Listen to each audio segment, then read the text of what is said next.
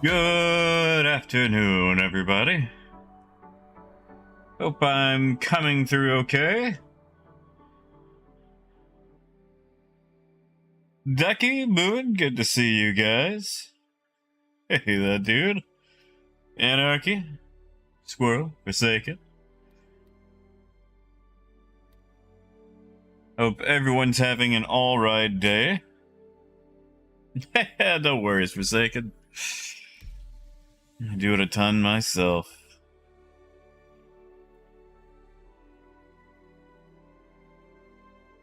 Oh yeah, Trid. The paints are nice. There's still a few that I need to get, but I'm working on those trade guides. Hey, Driz. No worries, man. Hope work's going alright yourself. And Becker, good to see you. And wait, as far as what's up, I'm gonna be honest. Since my little Sonata's been out of commish for a while, it's been a while since I've shopped around for car insurance, and holy moly, I do not remember it being that expensive, you know? Hey, David. When that happens, David, close the launcher out and make sure it's not in the tray in that bottom right, and then try opening it up again. Parkour. Okay, it's there. Hey, Darktron. Actually, give me a second. I need to plug my headset in because I think it's about to die. And, we don't want that.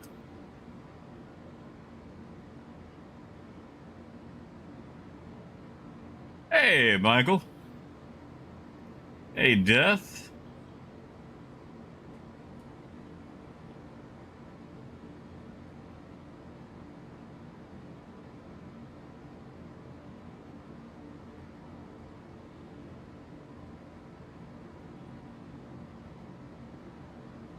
Alright, there we go. I'm plugged in.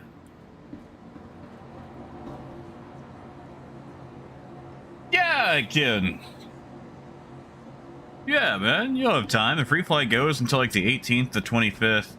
And honestly, Ken, right now, I wouldn't really believe any information on the LTI stuff.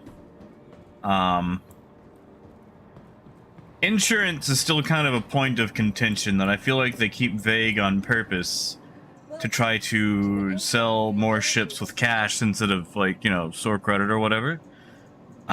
Because the last time they actually made an official statement on insurance, like, because you can buy insurance in the game when that becomes a thing. Like, actual insurance will not matter until the game comes out, and let's be honest, that's going to be like 10 years from now. But the last time they had any sort of official statement, they said that if insurance lapsed and it was something on your account, it would just either take longer or cost more in-game to get it back. You wouldn't be able to permanently lose it. And then they pretty much removed that, but they haven't said anything since, and they've been very vague. And I feel like they're using that to try to sell more stuff, because once the game actually comes out and it turns out you'll be able to, then they wouldn't have sold all those fancy, dancy spaceships. Vehicle selected. Because, like, they've reiterated time and time again that in-game insurance is going to be incredibly cheap. Basically, like, Elite Dangerous levels of cheap. Like, your expensive insurance will be for components and cargo. But again, we haven't seen anything official. But, like, let's say you spent $300, you got yourself a Caterpillar, you forgot to re-up the insurance on it in-game, and you lost it. Like, permanently. Boom, it's gone. Bam. I feel like there would be several consumer unions who would want a very strong word with CIG about their practices. And, you know, as morally gray as CIG could be at times, I don't think they're that bad. Like, it's not a monkey NFT, you know? Where am I going? Oh, Michael, I'm sorry, man. And Trashman, good to see you. Hey, Norman. Hey, Des. Sorry, I was rambling there. Phaedrus, good to see you, man. And hey, Darkside, thank you, man.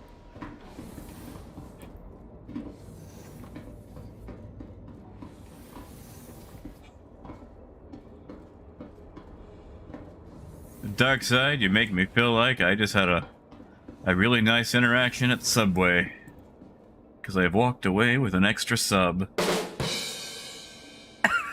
I'm sorry. That was terrible. That was terrible. I understand if you want to unsubscribe and report my channel for awfulness. Yeah, Ducky, we don't actually get the skins until it's all done. So probably like the 25th, 26th? And yeah, Power, I don't think it can be that expensive, you know?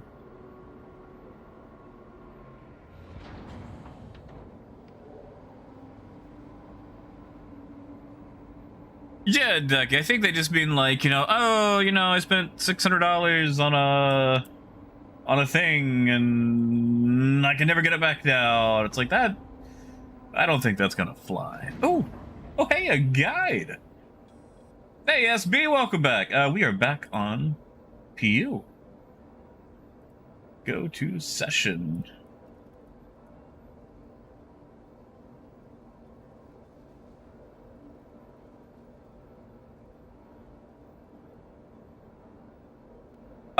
Des, I've done about, I want to say 6, maybe 7 trade guides. I don't know, like, I don't know if there's someone out there just, like, ramming them through back and forth. But I wanted to try to go for the Caterpillar at least, you know?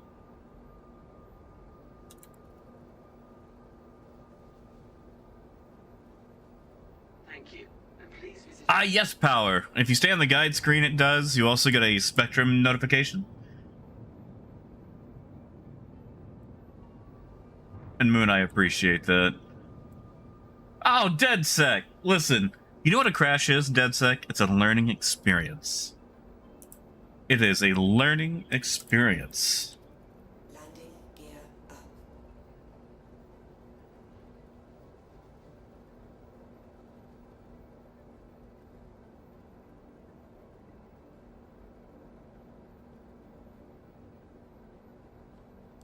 Alright, now I believe our guide is going to spawn at Port Tresler, so we're just going to meet him over there. Hey, Casabear. Morning, morning, morning. And SB, you're more than welcome to come along.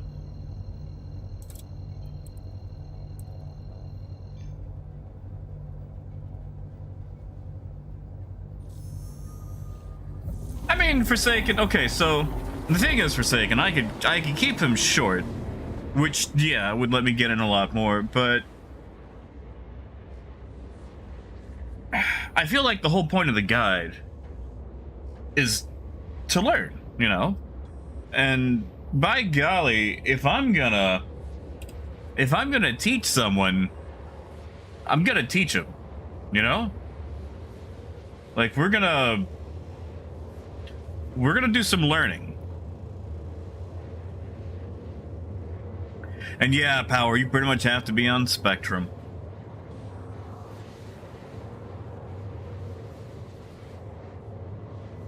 Like, I would rather spend an hour or two teaching someone how things work than get, like, you know, 2 or 3 guides in.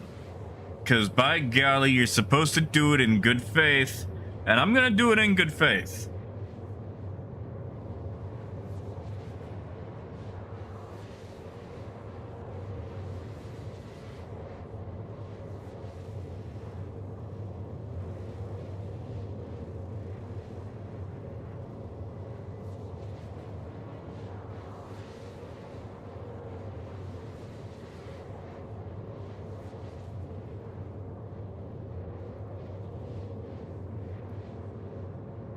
You got it, SB. I'm gonna meet him at Tresler. He actually has a Caterpillar. And exactly, Shinzo. That's exactly how I feel. So Ken, basically, you could just add someone as a friend and then you've got the option to join on them on the main menu. See how Zach T just sent me a party invite here? He added me to his friends list. Once he was on the main menu, he had the option to right-click my name, join me in game, and then send me a party invite.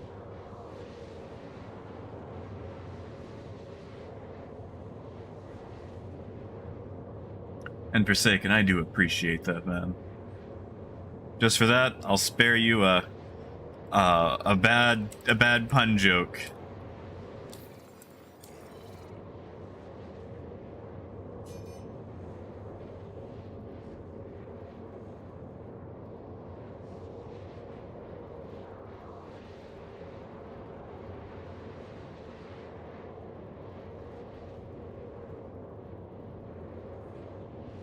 Hey, Ray.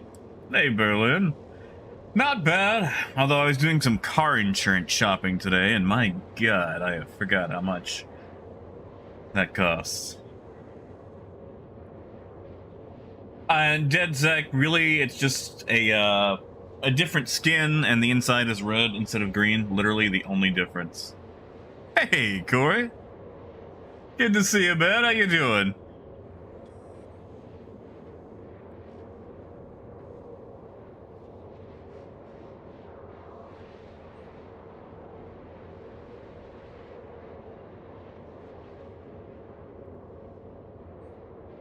Hey, Bloodling.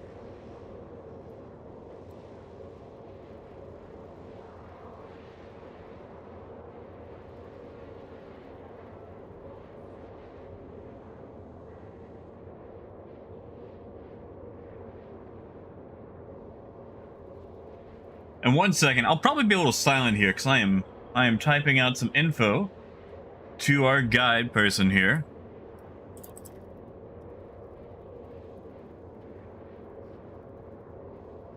Dire economy is shared across servers and all regions. So if Brian in America on server A buys a bunch of cargo at a location, and I don't know, Tibbles in what's a cool country? New Zealand. Buy some cargo in the same area.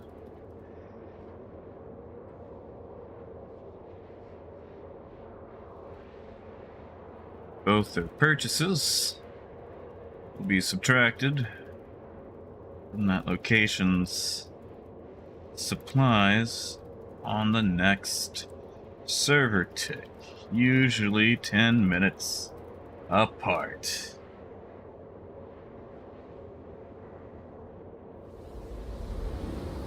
Oh, David, what? See, I hate how awful insurance is, you know? It's just absolutely, ugh. Power, not yet. I haven't actually been to all the shops in PTU.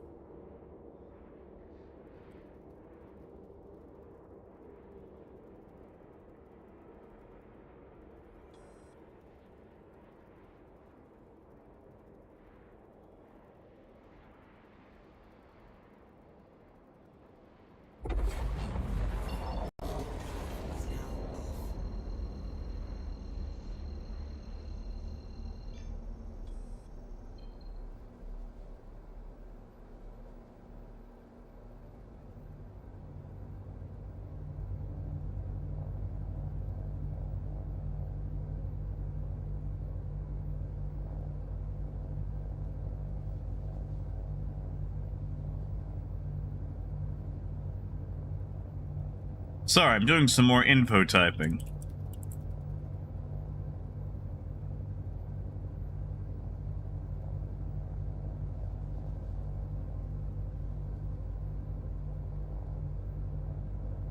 All right. Let's meet up with our guide.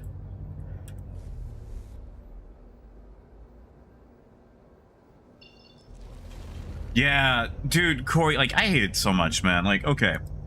I have had a single accident, and it was a proven brake failure from the company not properly maintaining their vehicles because they would never give me time to take them in. Unfortunately, that never increased my insurance, but like I've never had anything like that to increase my insurance yet. To insure a 2004 Hyundai Sonata for the basic stuff.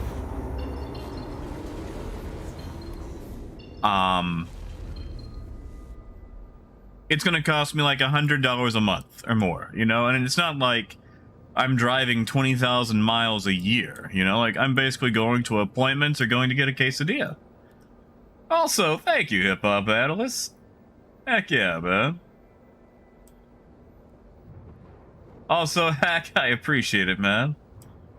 And yes, DeadSec, that happens mostly when you're jumping to a friend. Oh, thank you, kid. I appreciate it. Tell you what, kid, we'll do a fancy landing for you.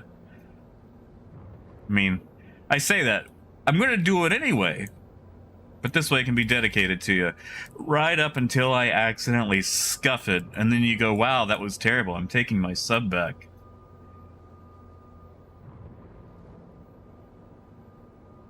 Thank you. And please visit again. Oh, Apple, yeah, you're probably right, man. Contacting EDL landing as Yeah, exactly, David. Like, okay, all right, I got like 330,000 miles on this Hyundai. They're not my miles. It's like a weird family car that's been passed around since it was purchased new. And turns out there's a lot of people in my family that drive a lot more than I do. But I bought it off my uncle. Are you kidding me? I bought it off my uncle like 5-6 years ago. But the starter on it died. Those Hyundai Sonatas, they got a really bad starter on them.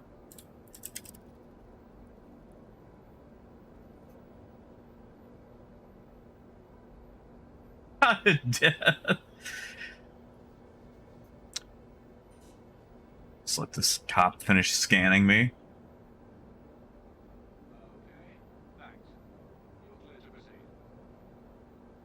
Ooh, Dragnos, that's not a bad idea. Yeah, actually, my uncle was in Desert Storm. I say that, he was adjacent to Desert Storm.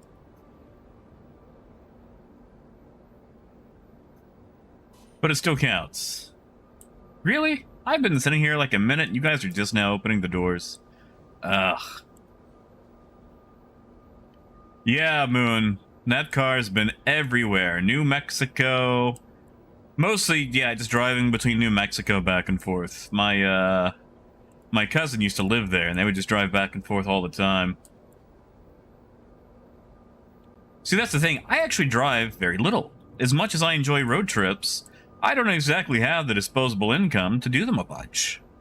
So, my vehicles tend to have very low miles. Ah, there's Toby. All right.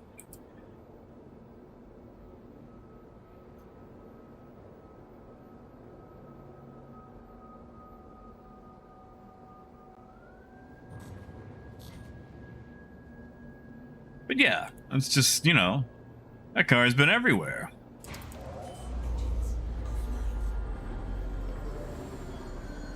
landing complete. Ooh, wow. Yeah, Dragnos, that sounds nice.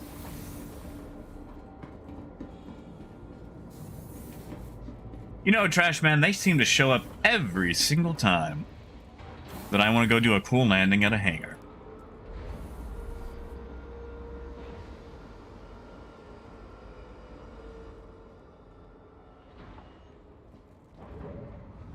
Yeah, Ken. Yeah.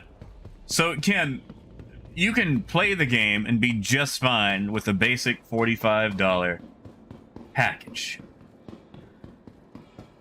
However, if you are weak-willed and weak-disciplined like I am, you will find yourself becoming addicted to the allure of fancy-dancy spaceships.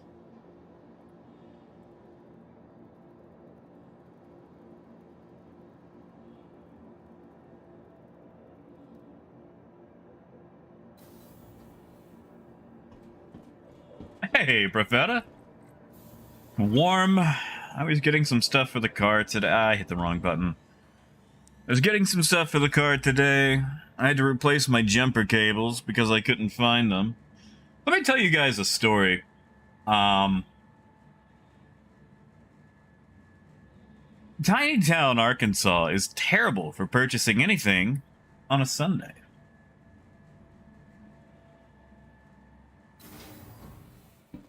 Up, up, up, up, up, up.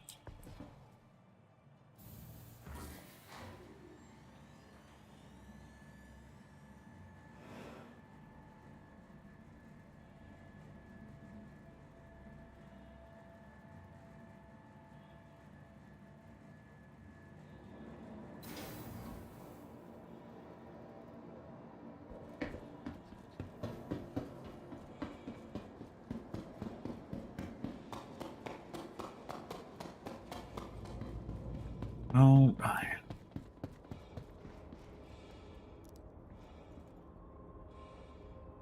Here we go. Wait, Ken, the Avenger package you're looking at, is that the Titan? And James, we've got a Walmart, but, man, I'm gonna be honest. I don't really like buying from Walmart if I can help it. And,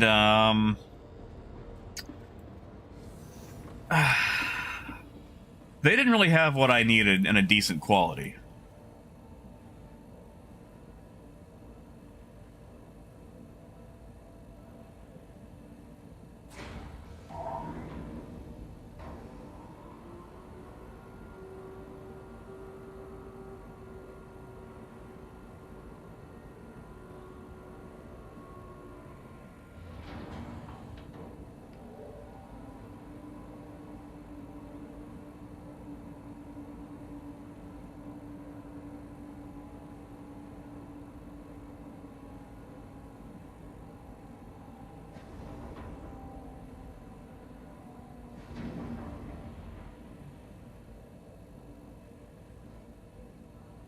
I got you, Ken. All right, that's fair.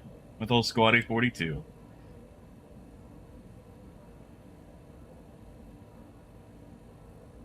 All right, now I just sent Zach to hear our quick cheat sheet on.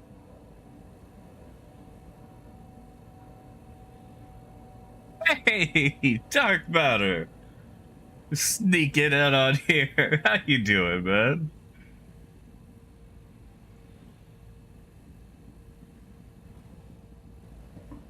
Thanks, Dark.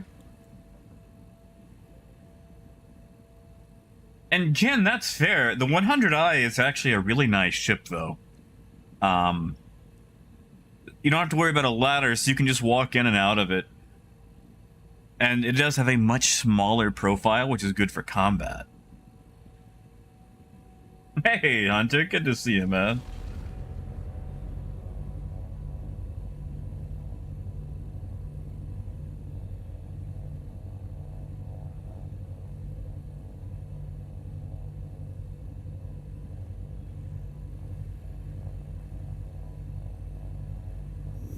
But yeah, like, honestly, Ken, you can really springboard from the smallest of ships. They might be a bit less forgiving, but you can do anything in the Aurora, because even if you can't do it, the Aurora can get you the money to get into a ship that can.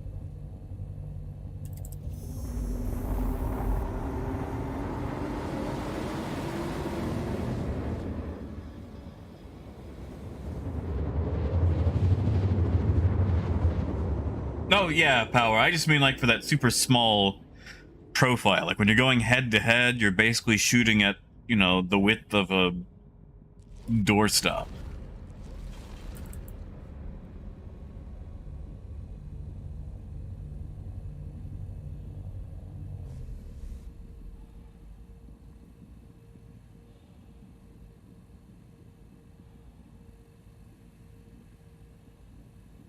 I mean, James, basically, but it's like a BMW. Like, you can buy a BMW and still, you know, deliver pizza. And hey, Tech Freak.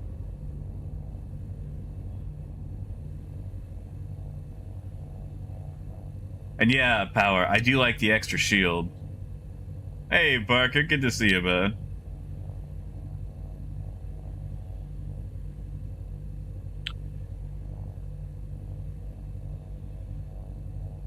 Yeah, curious. Yeah, Smap. Yeah, honestly, Ken, if you go with one of the basics, I'd probably look at the Mustang instead of the Aurora. It'll be able to haul boxes now.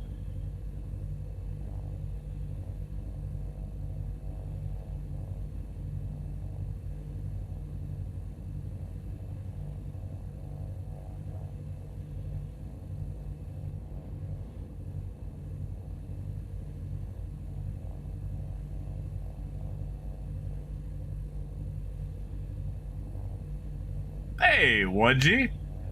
Good to see you, man.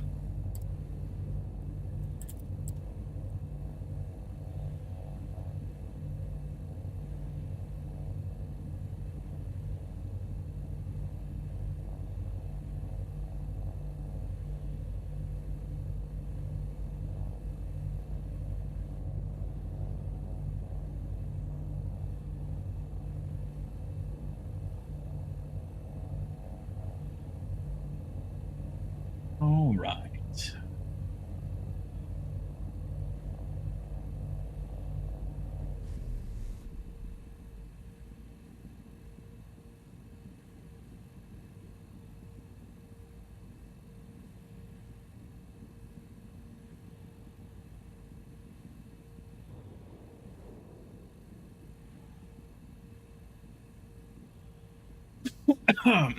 Sorry. You know, Ken, I'm going to be honest with you. The 325A was actually my very first ship, way back in 2014.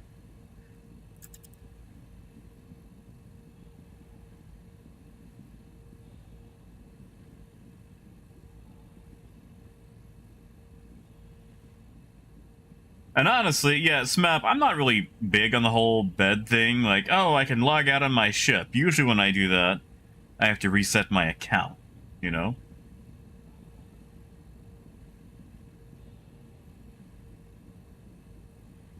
See, I'm curious. I always thought it looked like a brick or like a cockroach. I don't mean like ugly. It just has a very bug-like shape, you know?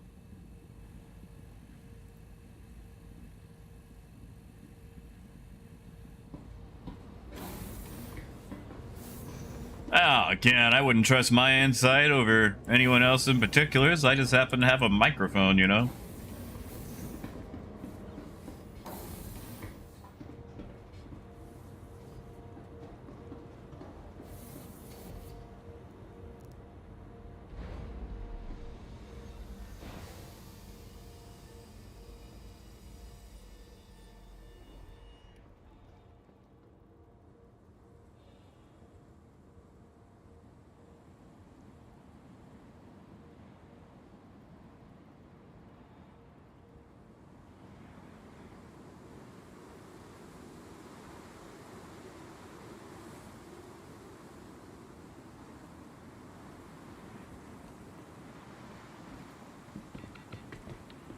I say as I don't crouch and get knocked back.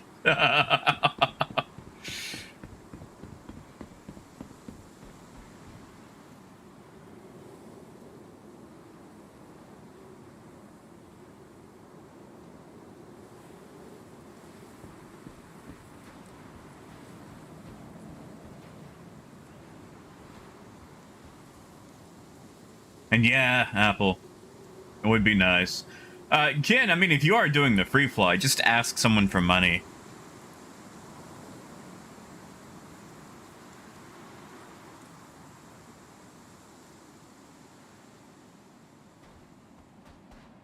Like, someone will dump millions on you so you can go try out whatever you want to. Because we're about to have a wipe. Also, Ken, I don't want to, you know, pressure you or be like, act now. But if you do end up buying the game during the free fly, if you use someone's referral code, you'll get a Dragonfly for free, which is a space motorcycle, well, and hoverbike. Like, they're not super expensive in game, but on the website they're 40 USD, so it's a nice little savings, and you can always turn it into something else.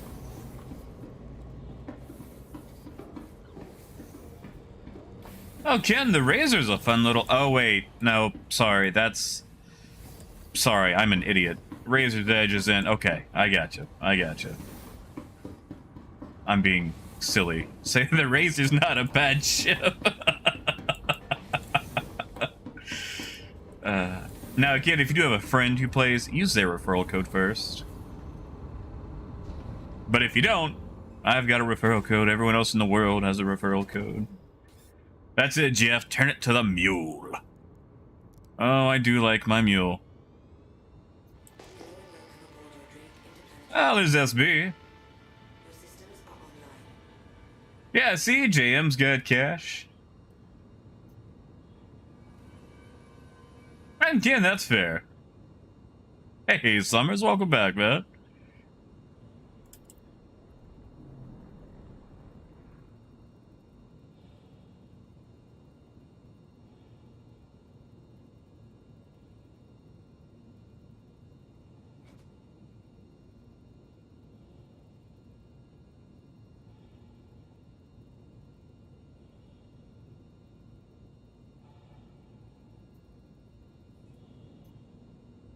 Dunk, they haven't confirmed what it is. It's whenever 317.2 goes to live.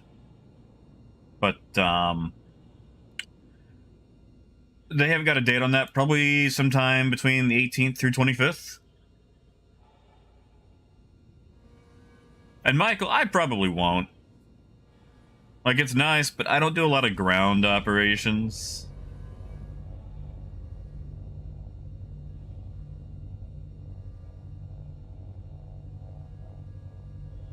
Hey, Mike, good to see you. I'm glad you're off work, but I'm less glad that it's because of, you know, health reasons. I'm sorry to hear it, man.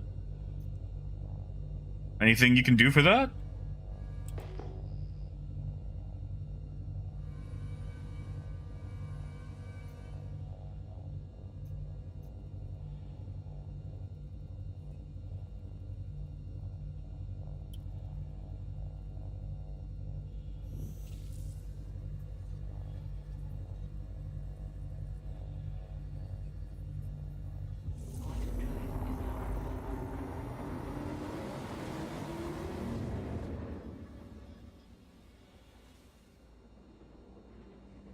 Oh, Ken, so there was a thing.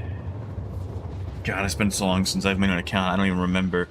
But basically, like, when you make your account, it's entirely separate from your actual call sign. Basically, you can use it to log in. Like, my account name is incredibly far off from my actual, like, handle and you know, Spectrum handle.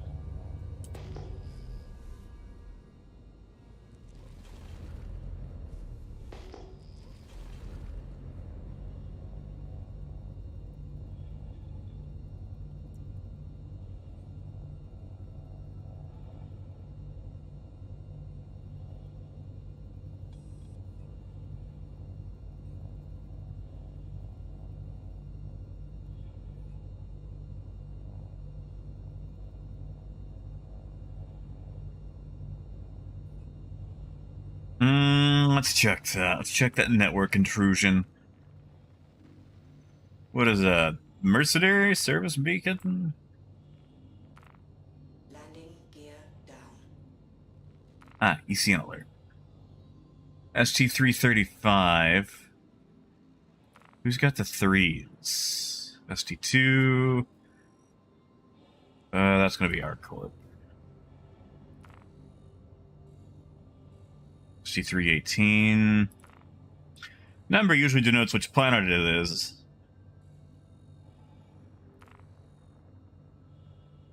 Okay, so someone's taking it down around Walla.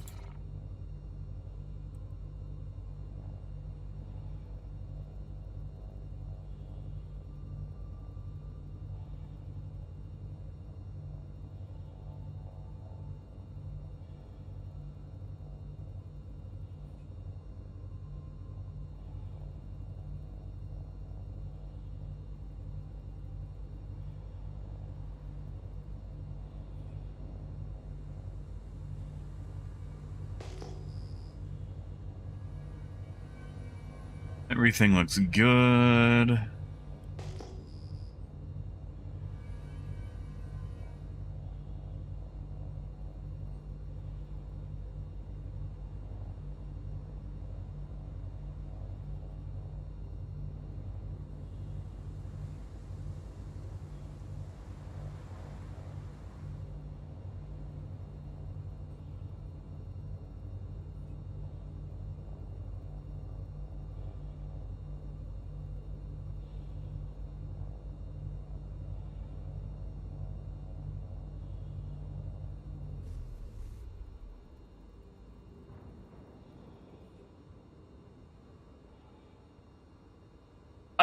Free play, I would say that at least a halfway decent PC is going to be required. A lot of lack of optimization means that you're going to need some PC beef to be able to run some things, you know? Now, there is a free fly, so you could try it out and see if your computer can handle it.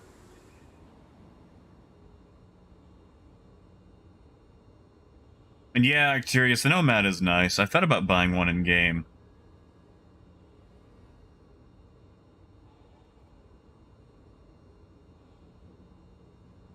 All right.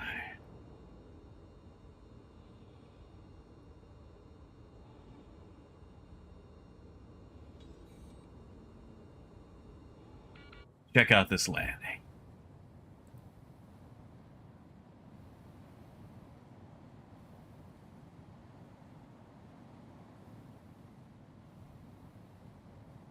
There we go.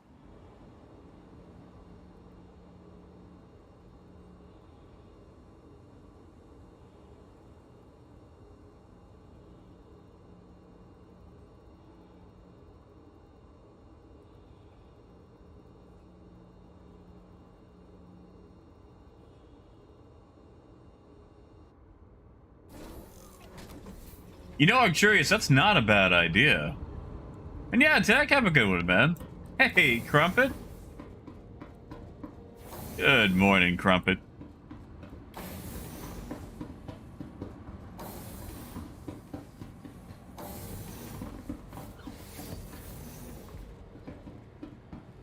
Yeah, Tavish? You enjoying it so far?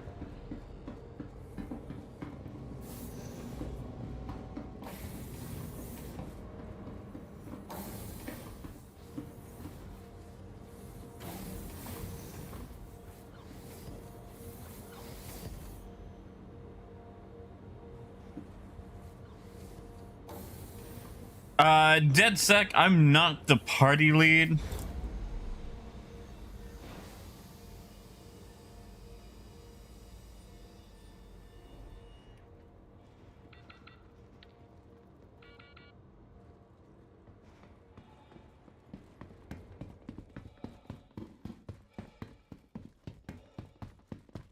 Aw, Moon, yeah, man. Take care, Moon. Feel better when you can.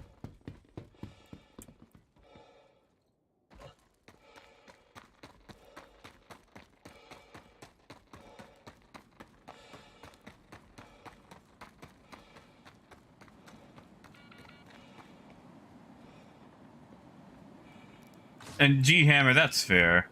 Johnny Skill, good to see you guys.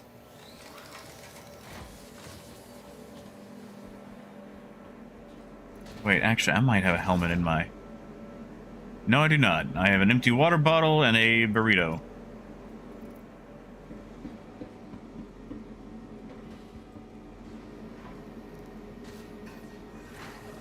Nothing here. Nothing here.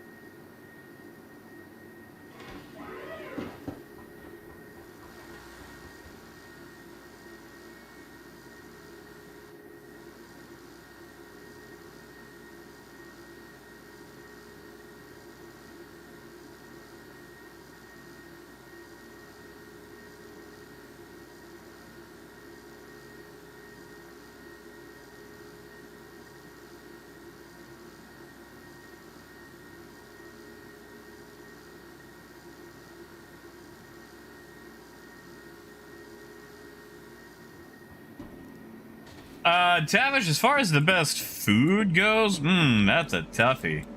I like Krill 1. You've got the food court. Baijini has a hot dog stand right there at the top. Hey, oddball. Good to see you, man. I'm sorry, you guys have to forgive me. I'm doing guide stuff.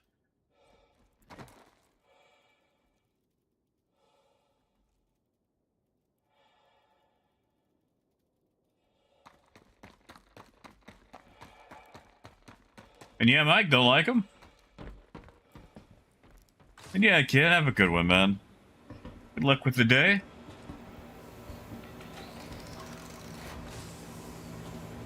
That's it, Anarchy. As far as bars, that's going to be either Area 18 or,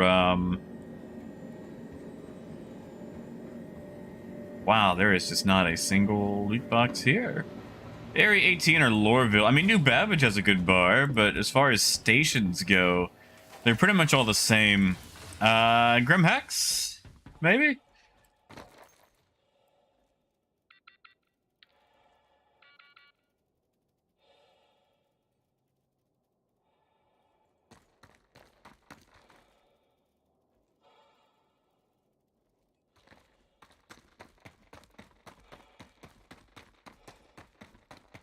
Neon, at the moment, we are on Calliope, one of the moons of Microtech.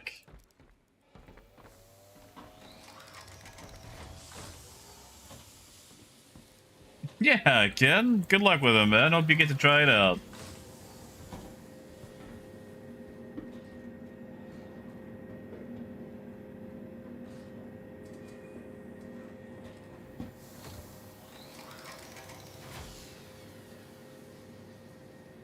I'll let him get out of there.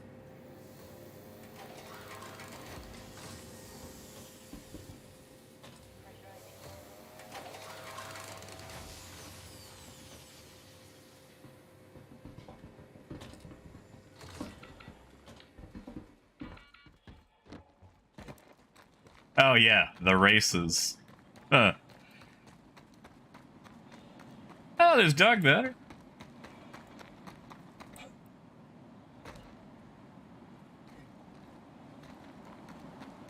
Rand here, good to see you, man.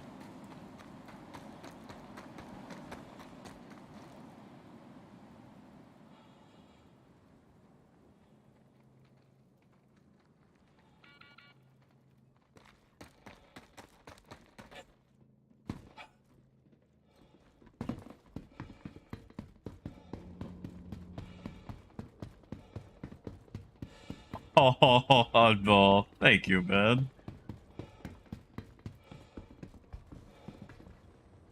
All right.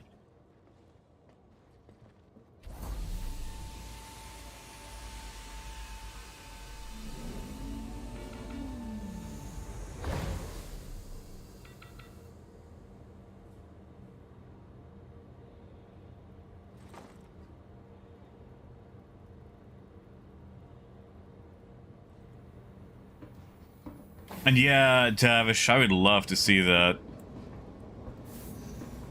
Like, I want to see more mid-sized ships, like Cutlass size, Connie size, things like that.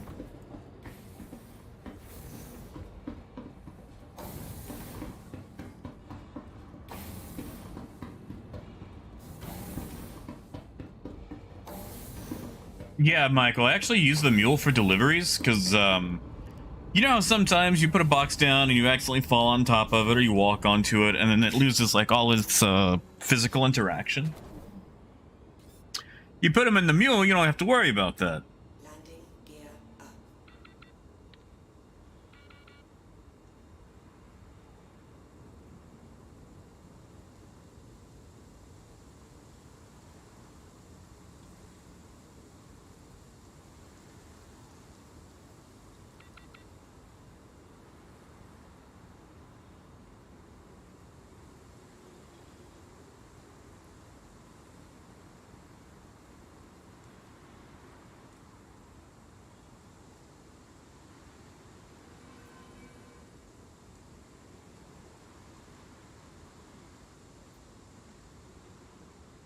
Yeah, G, have fun with it, man.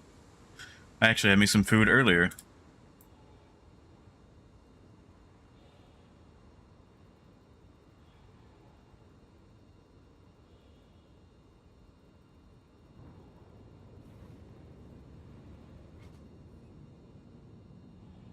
Oh, Nia, I wish. Like, I play with Toby, and I love Toby because I can, you know, do all this.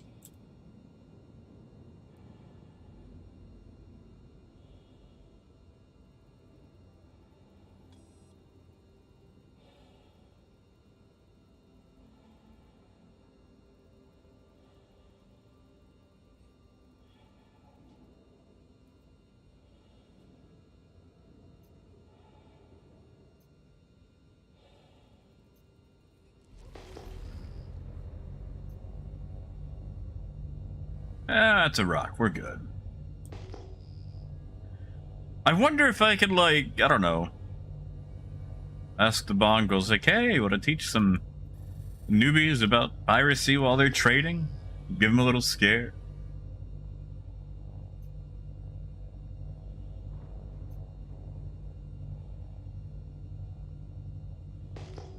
Docking denied. Landing Wait a second. down. Oh, no, it's just being weird. Dread, I'm not gonna lie, it is really nice. It is incredibly nice. I quite enjoy it. I was hesitant at first, but I have become a believer.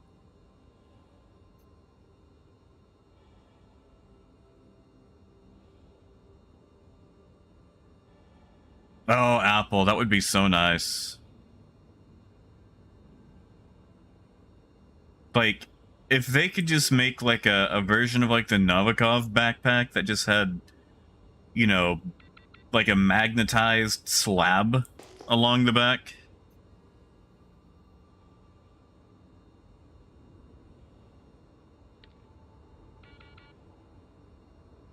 Docking request. And power, that is fair. I mean, there are a lot, you know. It's just, you know, in the Cutlass size, you've got what? Cutlass, Freelancer, Valkyrie.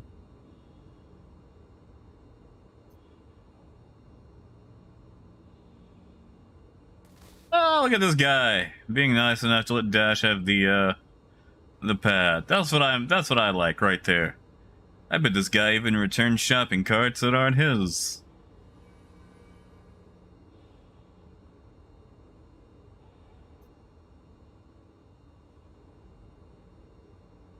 Yeah, Neon? What was the first ship that you flew?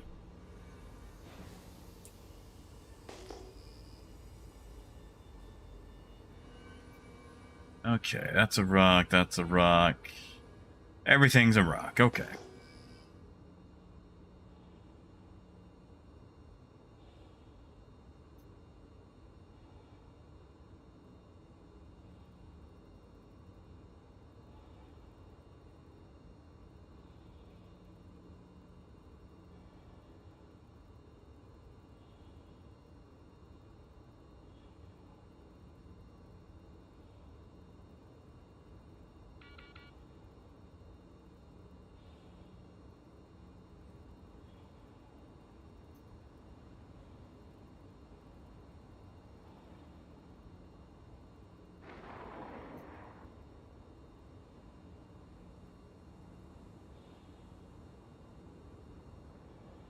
Now we get to see SB's landing here.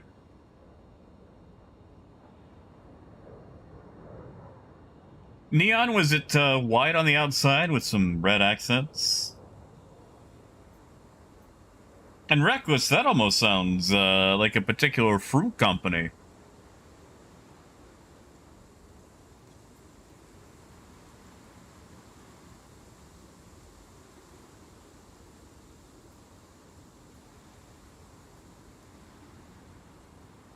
Oh, so anyway, what I was saying, like, I don't know, 30 minutes ago about shopping for auto stuff.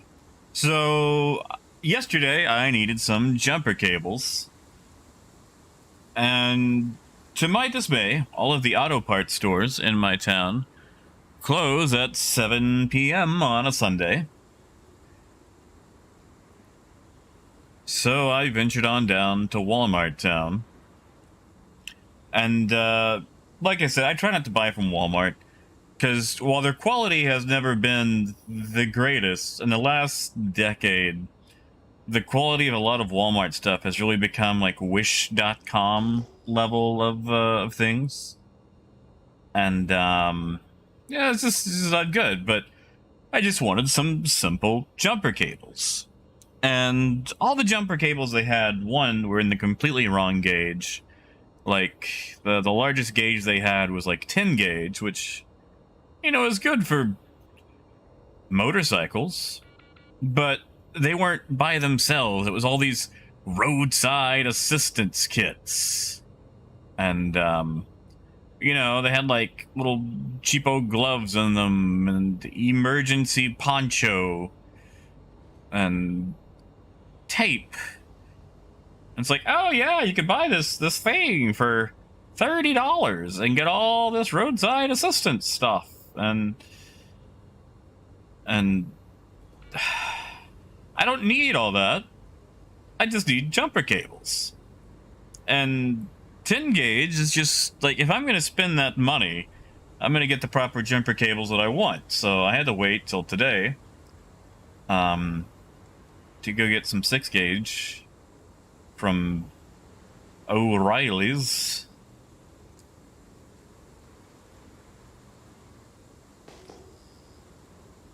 But yeah, that was my whole thing. Hold on. Is that an extra? Nope, those are all rocks. Okay. So, yeah, okay, we're good. But yeah, it's just very annoying.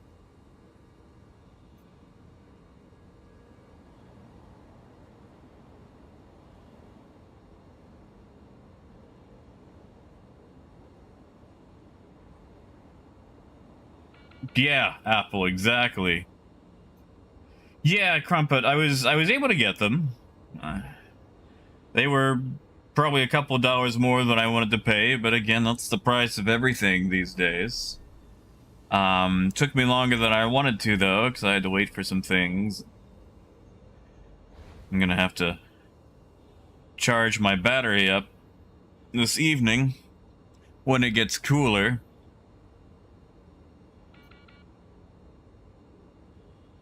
Hopefully that battery will hold a charge, because, man, oh man, I don't want to have to replace that, too. I mean, it's easy, it's just, you know, expensive. Yeah, it's the Arcturus. Bigger gauge, the more electricity you can handle. Landing gear up. You know, Death, that makes me want to break out of that "Freedom Isn't Free" song from Team America World Police.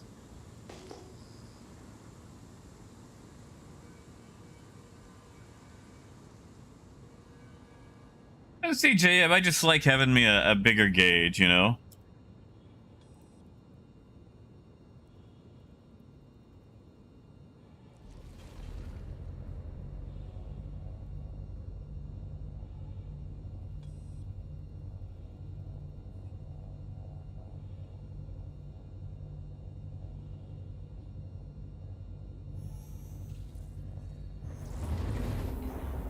Yeah, 1G, I did. I actually went ahead and bought a Denso starter from there. It was only 110 versus, you know, the $260 I would have spent on a Duralast, which, you know, name only.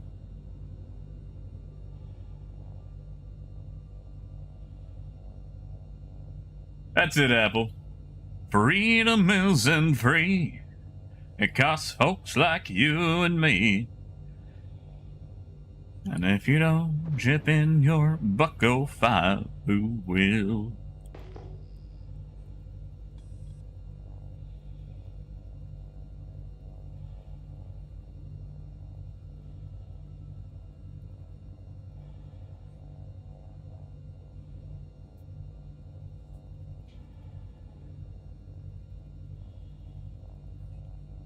Alright, who is calling me? Archon HLI. We still have that thing where if someone calls you, they can see where you are, correct?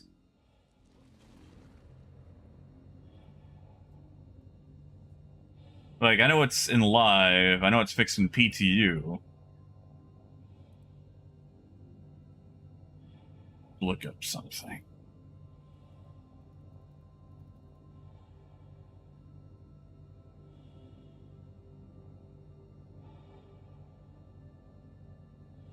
I mean, that might just be trying to say hello. I just want to make sure, you know. I think Archon is on my friend list. I'll find out. Where are we? Hello, Spectrum. Yeah, yeah. I mean, I say that. I accept everybody, so.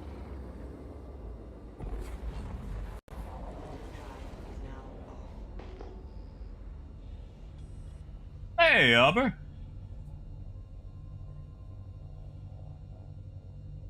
Oh, yeah, Auber, sometimes that happens with some of the missions. A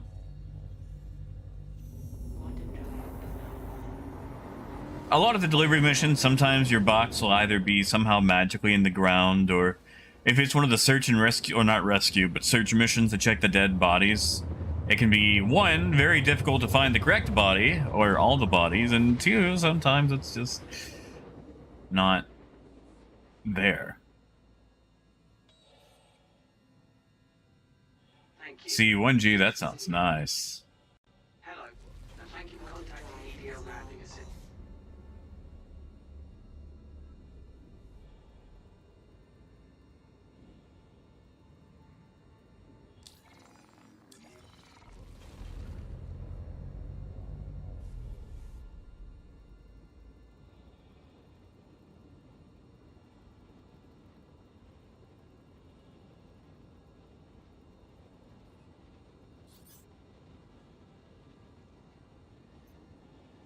See, you got a compass red. I don't think they're gonna bother anything.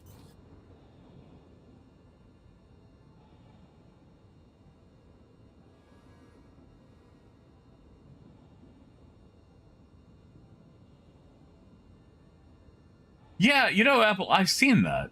Or like, I'll do like a skimmer mission, complete it, get paid, and then like 20 minutes later, it's like, oh, you failed. It's like, no, I didn't. Hey, Vigo, thanks, man.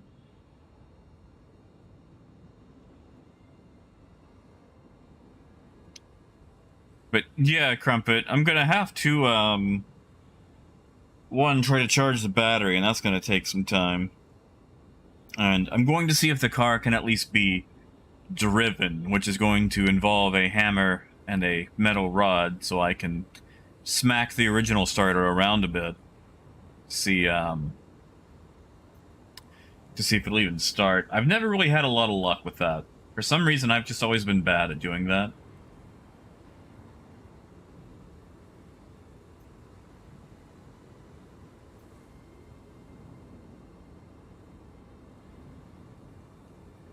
Ah, gotcha, Apple.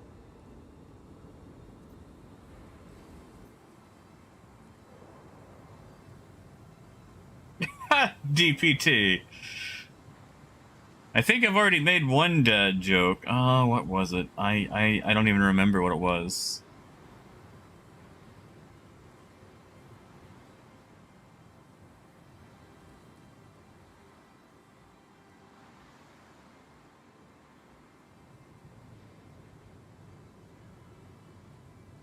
Oh, Death, I was mostly going to watch it from inside, so it'd be slightly cooler. Because, you know, it's hot. Alright, looks like my starter ship that'll be here on the 13th.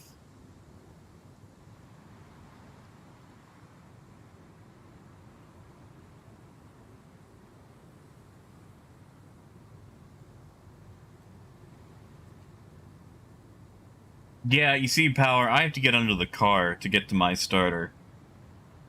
Because Hyundai.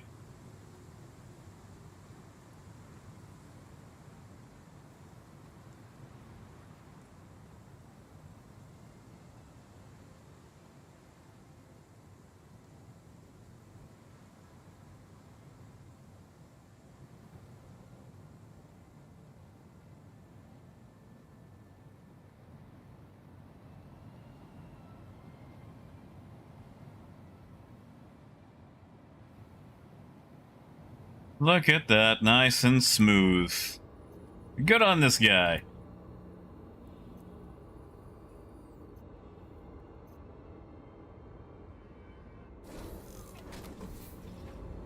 Scrap it, I don't think I've seen that meme. Wait, does kombucha not work?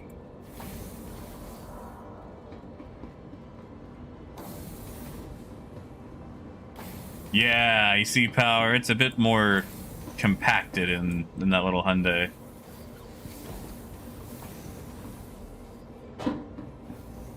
Tell you what car I miss working on, though. My 94 Nissan Sentra. Plenty of space inside that thing. Easy to work on, cheap to work on. God, I miss that car.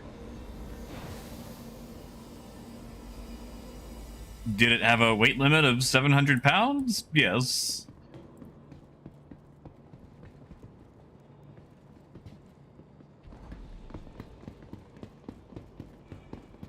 But, man, that car could go anywhere, do anything.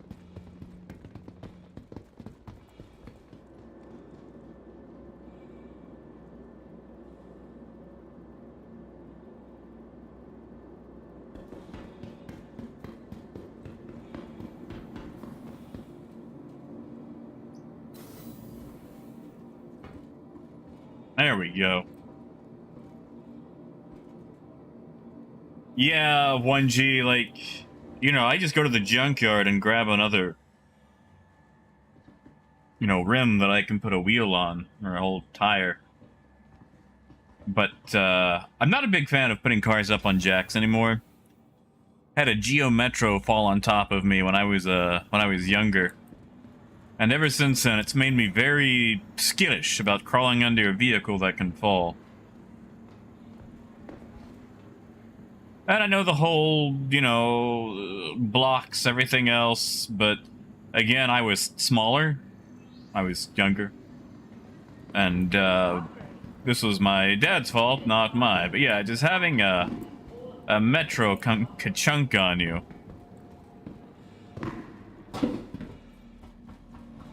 Not a fan of that, you know?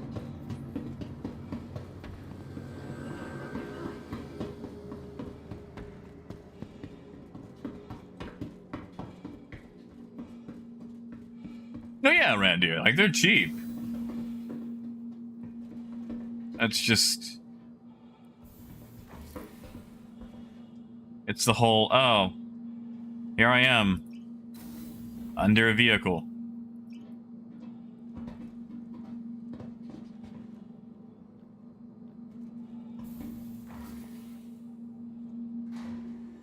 Kind of like, what's the phrase? Gun shy, dog shy. Like, you know, you get bit by a dog and you're kind of skittish with them ever since. I'm like that with the underside of a car.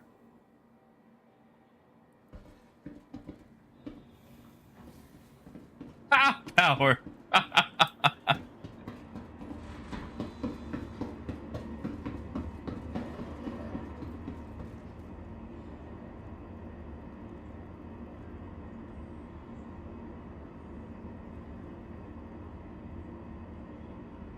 Capsule now approaching station. Stand clear of disembarking passengers.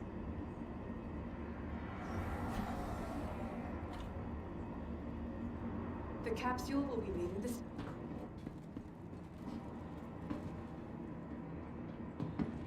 Careful, doors are now closing. Yeah, Apple. Too many chandelier kills in a movie. Yeah, exactly, beggar.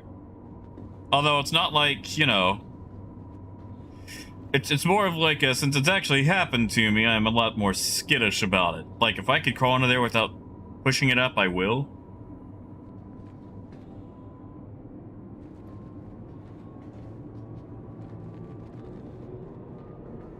Man, I really hope they do get to fix that standing desync.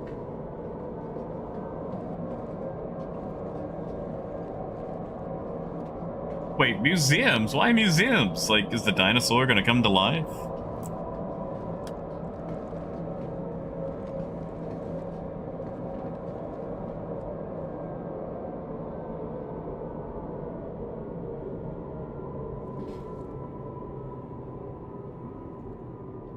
Preparing next stop.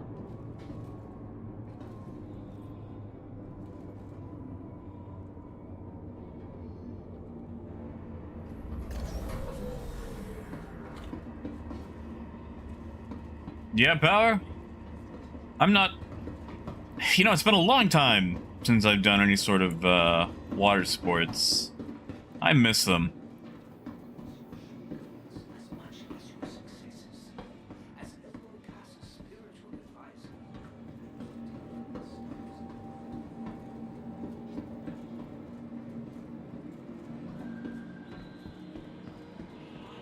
We want...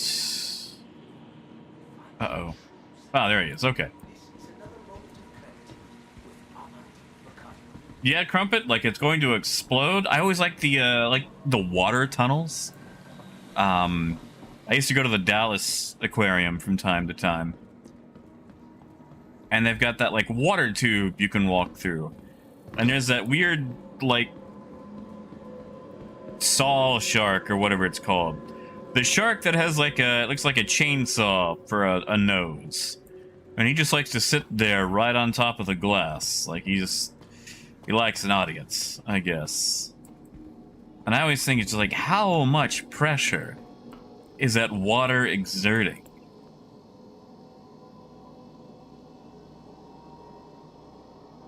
And could it explode?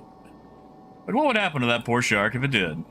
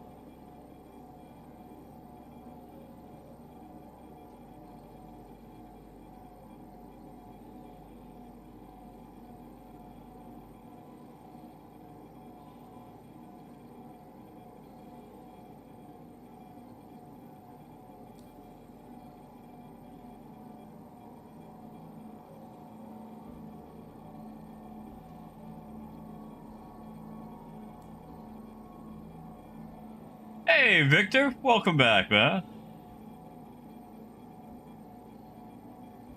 You know, Apple, I always get very, very sad listening to that song.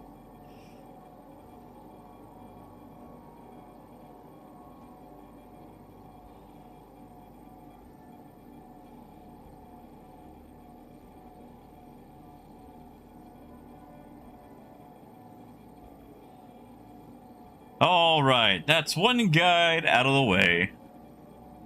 There's SB. Hey, Dad.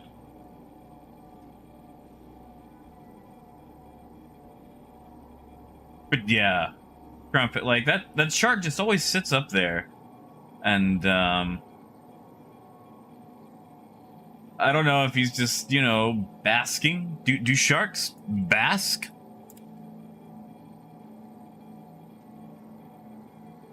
I've heard of the Hound of Baskervilles, but I've never heard of the Shark of Basking.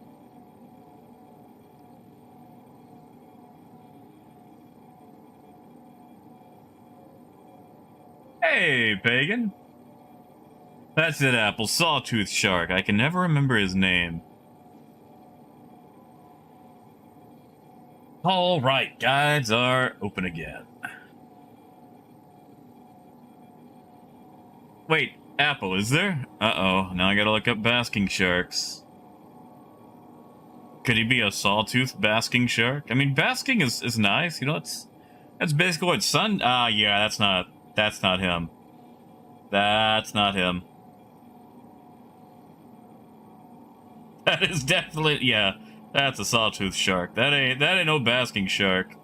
That's horrifying. I want to pet one.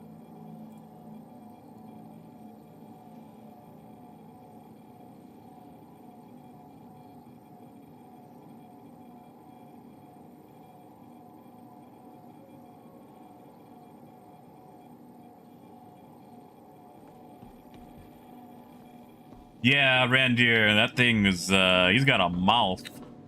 Thing is big. Ah, apple. That's pretty good.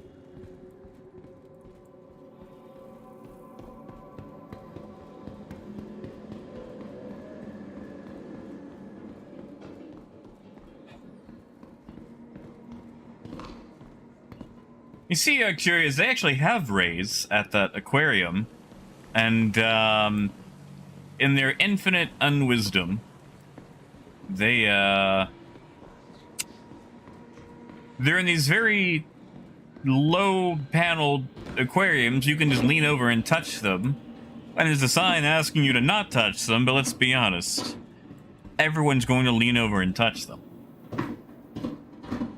I mean, I haven't yet, but it's taken a lot of willpower to resist because I want to touch the shark. Not the shark, the stingray. Station. Stand clear of disembarking Hey, passengers. X-Crossed. Yes, I did. So X-Crossed. This is probably gonna sound greedy of me because, you know, Doors are now closing. I've already got one. Well, two. But I wanted to see if I could win the Caterpillar. Because whoever does the most in each category wins the ship associated with that category. So, you know, if you do the most guides of FPS combat, you get a free Valkyrie, all that. I wanted to do the most with trading. Oh, apple. Venomous. Venomous fish. It's only poisonous if I eat it. Yeah, you see, Pagan, I got a bad habit of wanting to touch animals I'm not supposed to touch.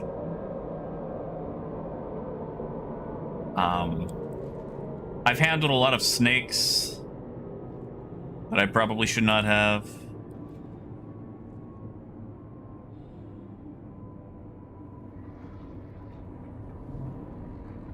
Actually, I grabbed a water snake once. I don't know if it was an actual water moccasin or just, you know, a non-venomous waterborne snake. But I was swimming in one of the little blue holes in Arkansas with my dad, and I was an idiot child. Just, you know, as children are wont to be. And there was some rustling in the grass and the water. And being, again, an idiot child with no, you know, sense of what animal could be wrestling in the watery grass, I just reached down, scooped my arm, and grabbed it. And to my surprise, and literally no one else's, it was a snake. And, you know, as soon as I saw it and the snake saw me, I screamed and I flung that poor snake across the other side of the blue hole. And, you know, the snakes, when you throw them, they do that thing where they kind of spin in the air, and he landed with a plop and he just swam off. And I felt bad about it afterwards. I felt slightly less bad when my dad spanked me for being an idiot. It's like, dude, why are you spank? Like, I learned my lesson. Come on, man. What in the... Oh, ammo. Ah, yes, Arcturus. I watched a raccoon Spider-Man one of my dogs once. Because, like, it's very hard to resist, you know, petting them because they're mischievous and cute. But, they used to come up onto the porch and eat, like, cat food.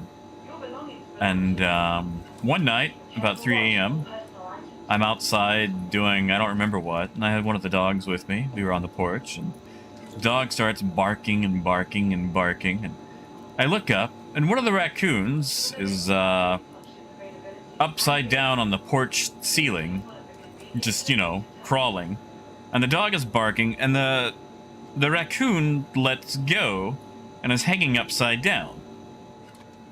And I didn't know what it was doing. Like, is it just messing with the dog or what? And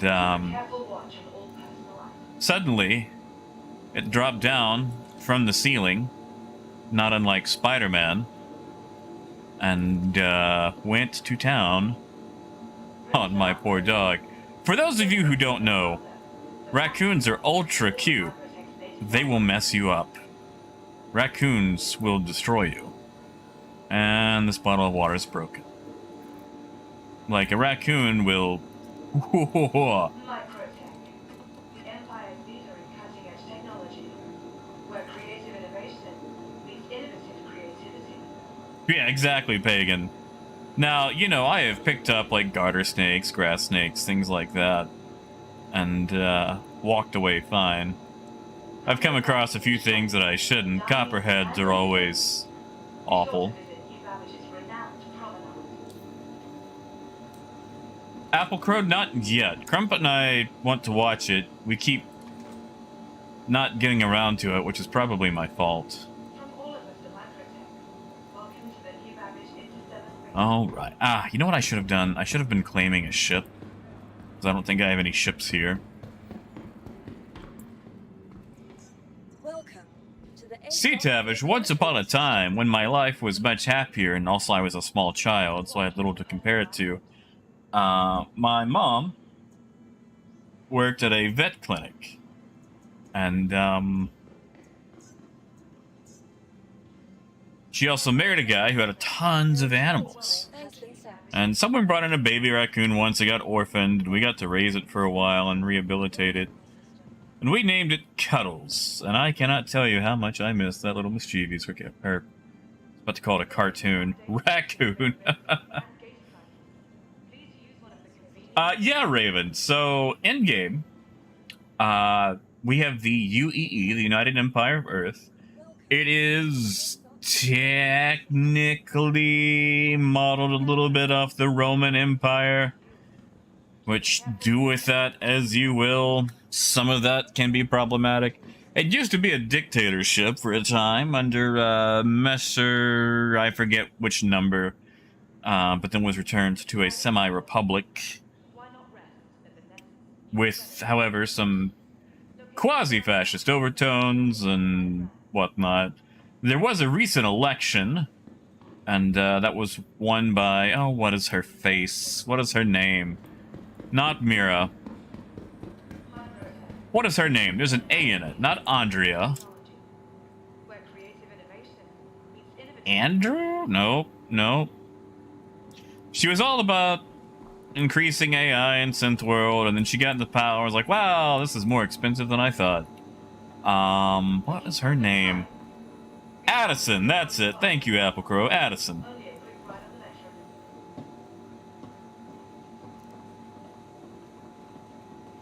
That, I've got the food bug. Yeah. But there is no way I'm logging out and logging back in Babbage. Ah, Crumpet. Goodbye, Doth. Yeah, you know, the Gianran Empire. I mean, technically, I think once you get to space, everything's an empire. I don't know if you can have a space government that's not an empire. Like, it's just that's how things go.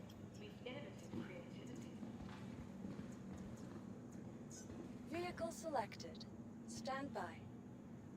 Yeah, you see, Apple, I voted for Mira no. I liked her further integration of Tavaran and wanting to move the capital to Terra, because I figured that would create a bunch of shipping jobs. Because, you know. Now, I mean this all in lore. Obviously, it's not going to affect anything in the game.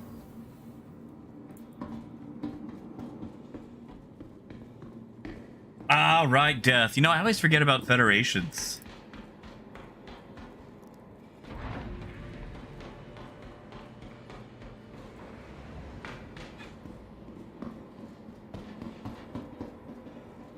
Yeah, Apple, are you doing your part?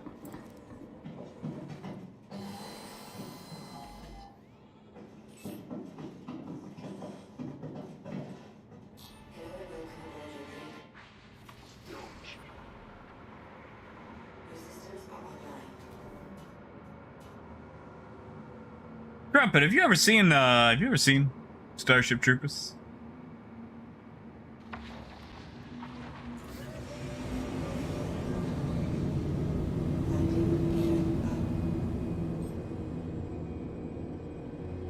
Yeah, you see, Death, like, that's the thing. You know, people go on about how great of a storyteller Chris Roberts is, and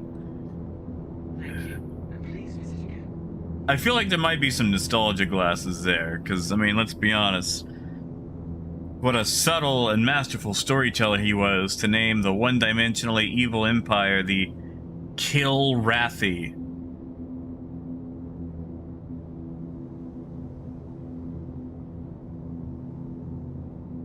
It's like finding out that my neighbor, Mr. Bad Peopleson, was, you know, actually kicking puppies in his spare time.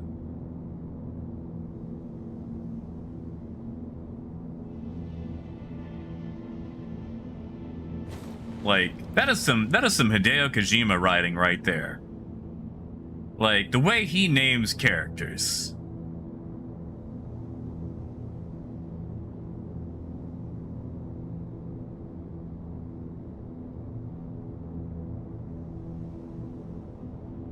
And Death, maybe this ape does want to live forever. Maybe this ape has a lot of shows to catch up on. You know, Reckless, I've watched the first 10 minutes of that movie. And, of the 10 minutes that I saw, what is his name? The guy who played not Scooby-Doo, not the dog. Shaggy. Matthew Lillard, is that it? That guy did an amazing job with what he had to work with. Yeah, Crumpet, that is true. The watch list is very full right now. Crumpet, you feel like a movie tonight? Do you want to watch some, I don't know, everything, everywhere, at once, where... What is the name of that movie? It's something everywhere. Yeah, Raven. Elon's got that whole... I don't know. He's got this whole, like, I wasn't loved as a kid. Like, I had everything provided for me but love, and now I want to buy love in a way that I can control it. And I fancy myself a god with all my money, and yet for some reason I still have this hole in my heart thing, and... You know, if you can't be loved, might as well use your money to troll everyone.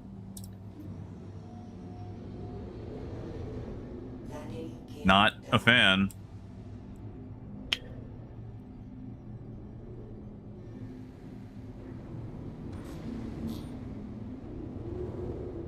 Alright. And Death, that's fair. That is a fair cop. Never really met one I liked, but at the same time, I've never really met one, because let's be honest, we don't hang out in the same circles. This is where one of you guys tell me you're secretly a billionaire.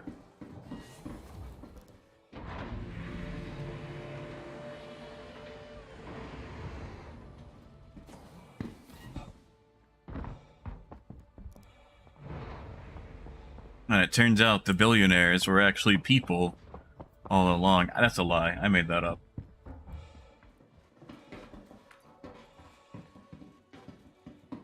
Yeah, you see, Reckless, that's a different...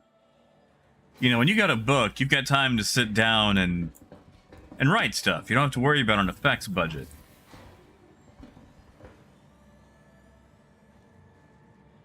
Yeah, exactly, Crumpet.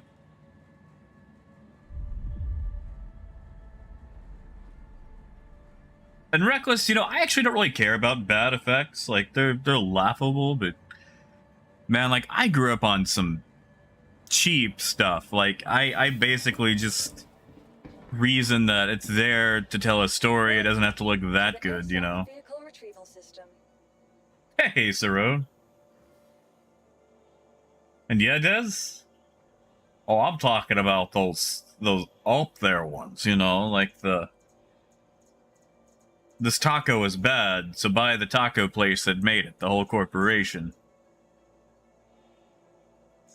Vehicle selected. Stand by.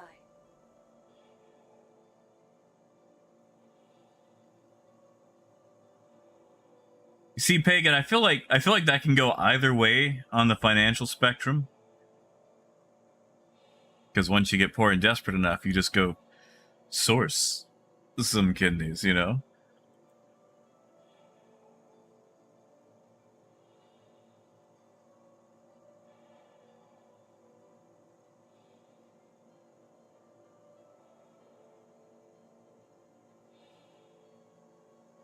Yeah, death. That's just it always seems what it's like. You know, when you've got so much of it, it's hard to concept it as a thing. Also, I am stuck on this screen. And yeah, Rag says, like...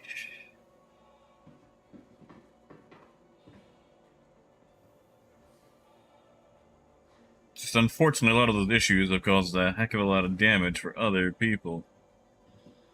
And yeah, David. I mean, people are always welcome to join up with me. If I can ever get off this screen, come on now.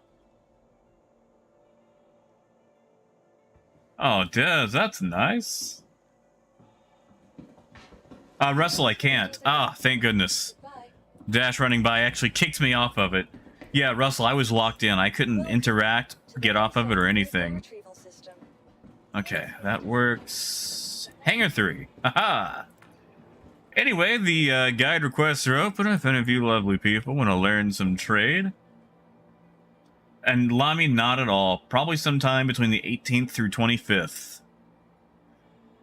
And SB, the whole A does work. Actually, I'll just type that out.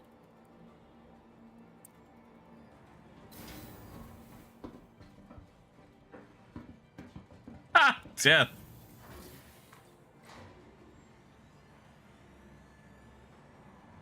I think the guy who ran the pharmacy chain that I worked for was up there in the millions. He was all right, I guess, except the part where he ran the company a bit like a boys' club.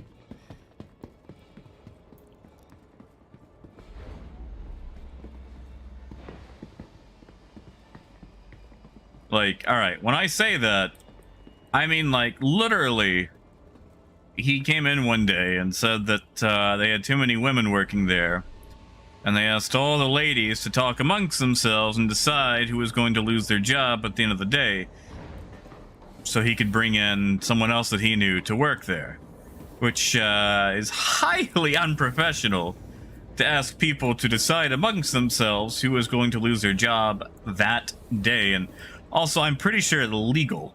Pretty sure illegal. Which is one of the other reasons I don't work there anymore. Yeah, Arcturus. We still need the wave 2, all waves. And usually that doesn't sit there for very long, but I got a few things to fix. Hey, Deontay. Yeah, man. It's hot. I've got a little bit of car work that I had to do earlier and some to do again later. Okay, what is going on with this when I just cannot get service? Is that enough to get some... I can get to Michael 1. Refuel there. Beggar they did not, because, you know, in this economy, they've got mouths to feed, bills to pay, lights to keep on, and having principles is commendable. Sadly, principles don't always pay the bills, and at the end of the day, people rely on you having to use your own body as labor and capital to survive in this world, and they take advantage of that. When you hold all the cards and there are no systems and checks and balances in the way to prevent that, then abuses such as that can be allowed to continue.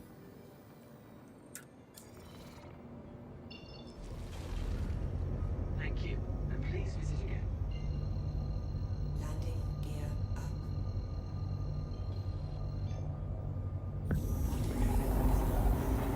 It's very hard to find the time to protest for better change in the world when a very large labor system has conspired against you to feed you the absolute minimum, so you have to spend more time focusing on surviving than focusing on thriving.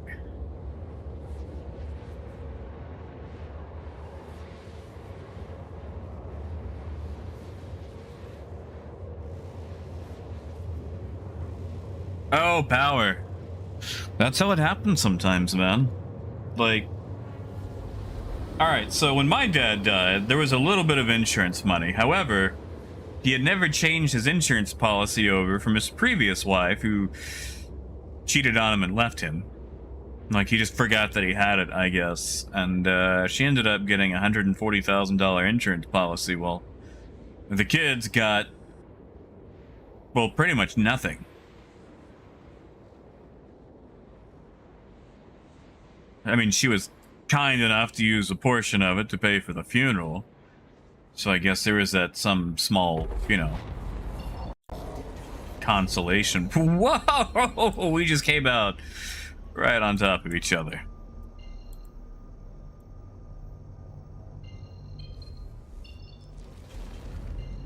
Hey, Star, you know, I guess I did. Well, in a roundabout way. And D+, it actually has been not as glitchy today. Although I'm trying to grab fuel.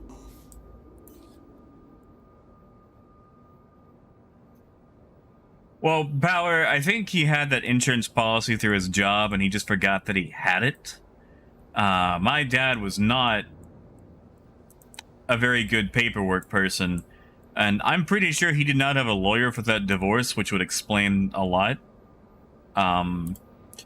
My dad was very stubborn. Landing gear down. A lot of stuff he didn't understand. Not to go into too many specifics, but I once watched him make the mistake of representing himself in court, which it doesn't matter how great of a lawyer you are. You don't represent yourself in court. That's not a thing that you do. And yeah, what BL said. And Raymond, no worries, man. Please proceed to assign No your worries, man. Like, listen, I'm just happy you guys show up at all to listen to me ramble, you know? Like, you guys got, you know, 1,000,001 things out there in life. You don't gotta worry about showing up for me. The moment that I do something or go live, like, you guys are good. We all got lives. We all got things we're doing, popcorn we're making.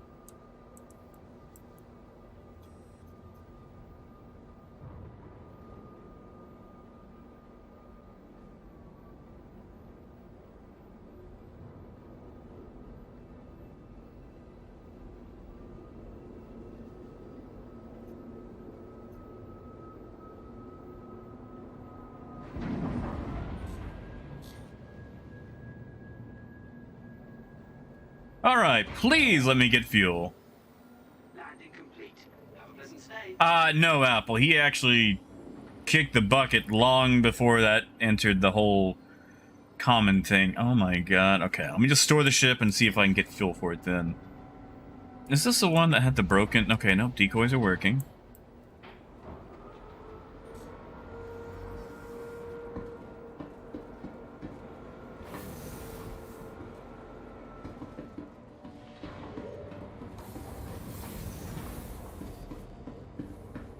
Pagan, so earlier, like when he was married to that lady, he was a park ranger. Unfortunately, during the whole divorce thing, he went a bit unhinged and she got a restraining order against him. The problem was they worked together, so he could no longer have that job, so he lost his job as a park ranger. Then he became a repo man.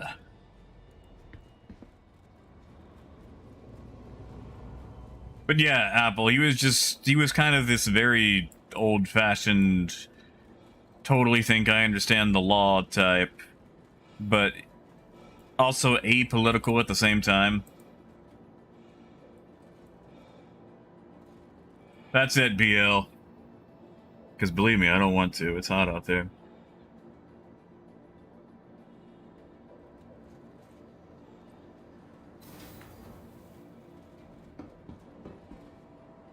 And Dash, if you want, you can just stay there. I gotta store the ship and bring it back. To see if I can put some fuel into it.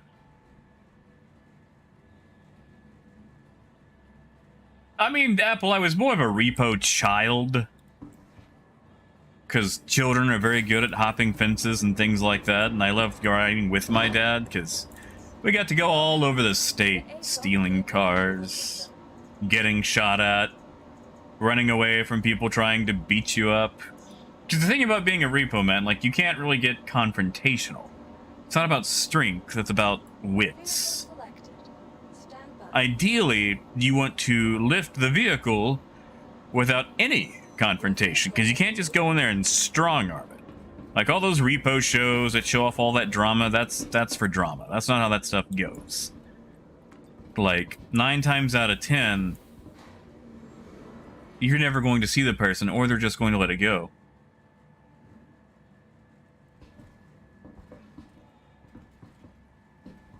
That's it, Master. That's exactly how it was.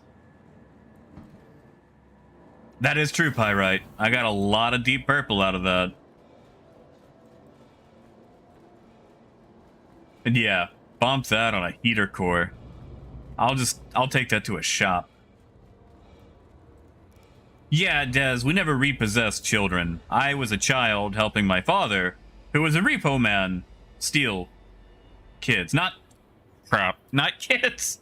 Not kids. Cars. Cars. We stole cars. We stole automotive vehicles.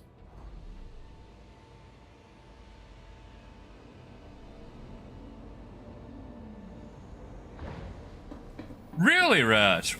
Okay. Thanks, Matt. Let's see if that works.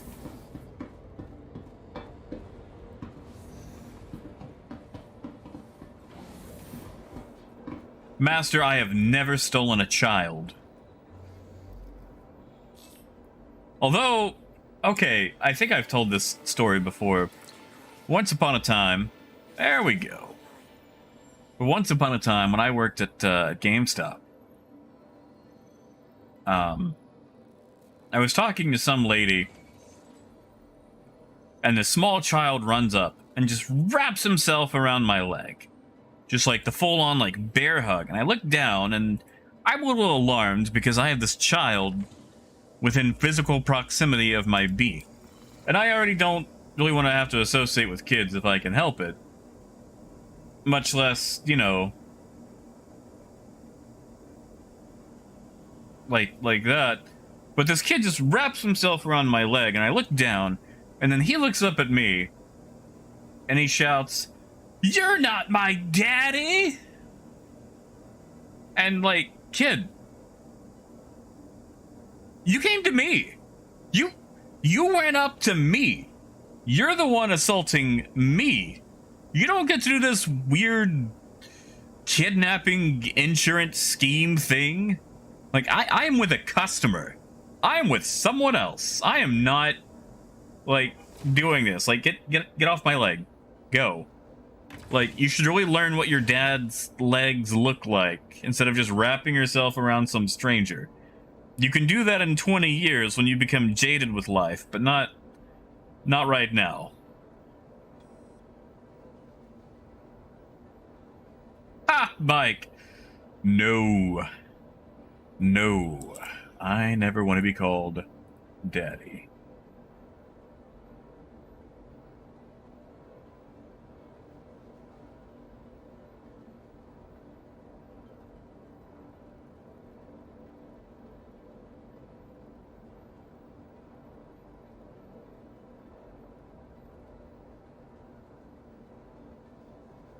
That is just... That's not for me. I never want to be called that. Oh, Dez, it hops all over the place. Hey, Rocket. SB, I don't know if you're still here. We were in hangar... I don't know. Yeah, see, that's the thing, Apple. Like, I wasn't trying. You know? Like, I was talking to someone else.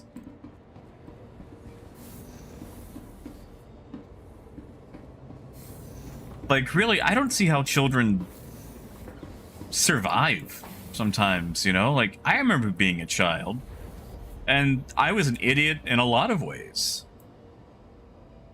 But it's just like the lack of self-preservation, you know? Hey, Anarchy, not much. Hangar 3.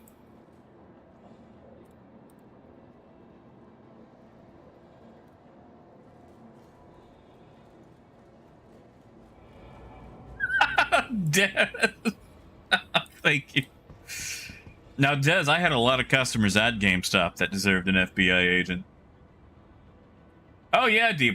We actually binged it the moment it dropped at 2 a.m. Simply so we could watch it and, you know, find out things that were happening and have no one spoil it for us since we were watching it the moment it dropped. Literally hit that play button at like 2:01.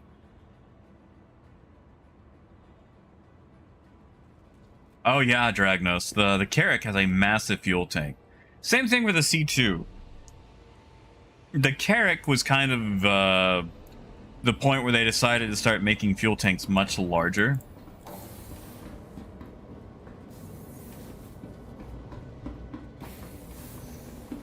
Yeah, sure thing, Squirrel.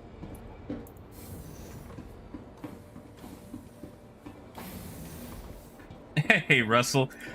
No worries, man. I ate before I started the stream. I've got a timer going right now for the meds, so I can take that as soon as the timer's over. I think Dash might be AFK, so we're just gonna get back on the road. Let's go to Hurston. Let's see what's going on in Hurston. You are clear to launch.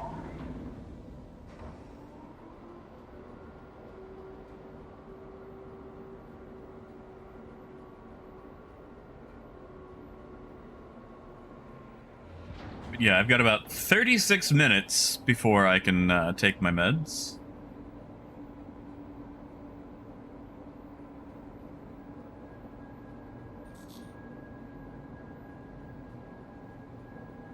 Oh, D+, do you have it set to top chat? If so, at the very top, hit that, hit the little down arrow and set it to all chat. Or live chat? Whatever option is not top chat.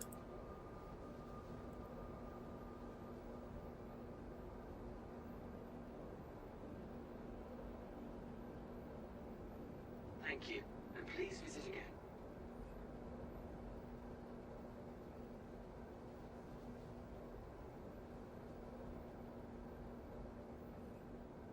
Hey, Wolf. Yeah, D+. I'm not on Twitch or anything like that. I am. Believe me, it is difficult enough for me to keep up with one platform, let alone two. Yeah, D+, you got it, man. Wow, Squirrel, that's pretty good. You know, I kind of miss working at the hotel sometimes, because that gave me a bunch of time to read while working.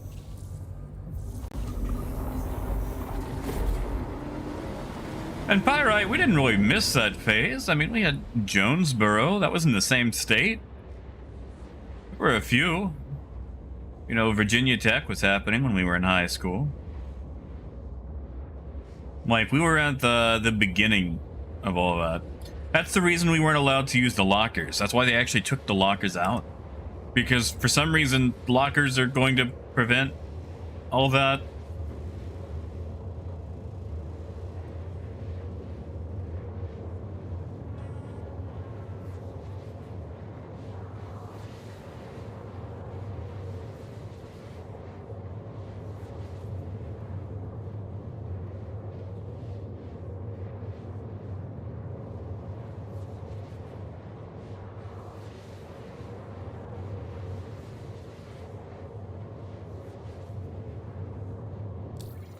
Ah, Deontay, I'm sorry, bud. What all they got you doing?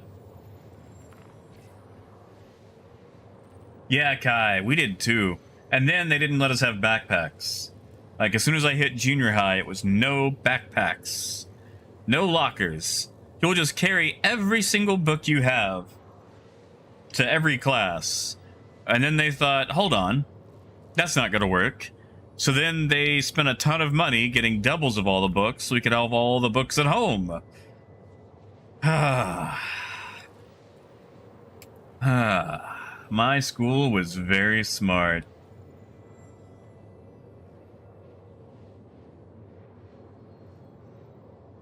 Oh, Becca, right now I think they're all set to be, to fly as if they had full cargo on them. If I remember right. Yeah, what Power said. Hey, Brycey.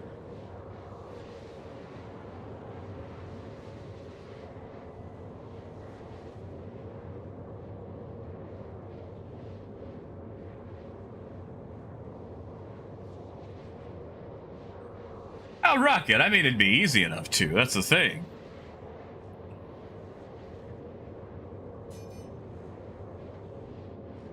It's like, oh no. I'm not gonna do this.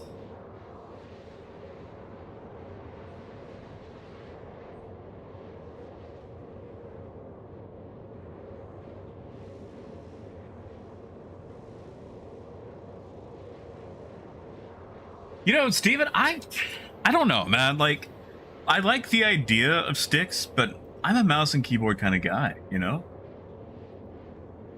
Oh, yeah, Pyrite. That was our scandal right there. What Pyrite said.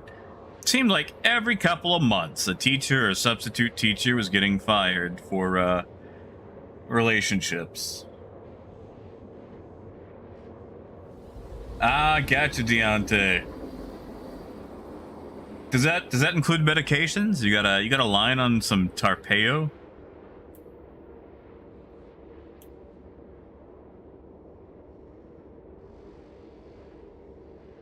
Yeah, Raven. Welcome to desktop, or laptop.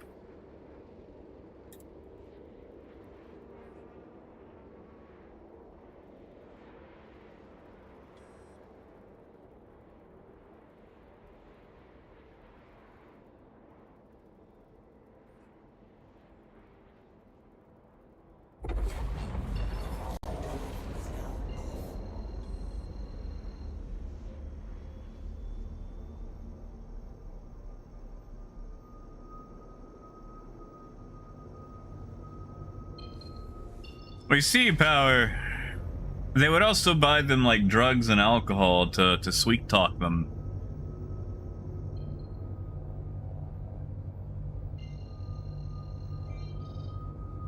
See if we can fill up an astatine. We'll take it to Grimhex.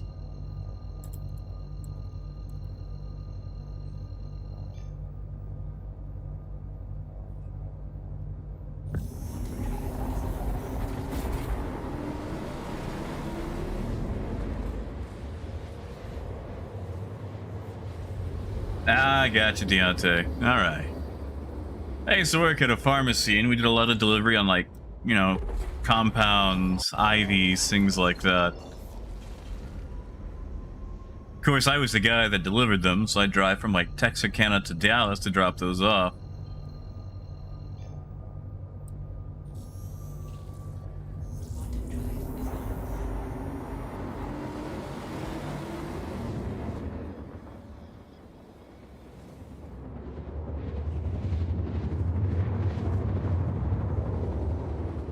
You know, Rocket, this is probably going to sound weird, but I don't think I've made my own UEC in a while. What with the wipe coming up, everyone's been dumping their money on me, and I'll just use that to make sure people can get into ships to enjoy them before the big wipe and reset. But I usually do make mine through trading. It's just not to the tune of the 33 million that I have on me right now.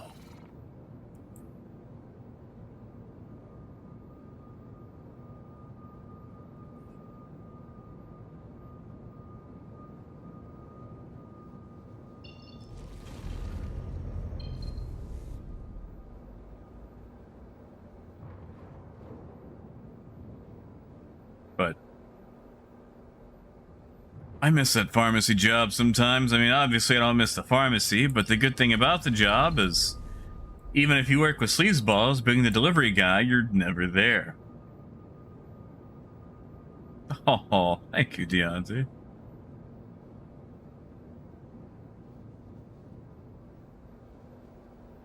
But yeah, like now we've got a few people here. Let me ask you guys. do you guys use for auto insurance? You guys use any like national brands? You guys all local or what? Because like I'm probably looking at like $100 a month just for the ultra minimal basics for my car, and I would like to, you know, not have to pay like a quarter of what my car is probably worth each month in insurance, you know?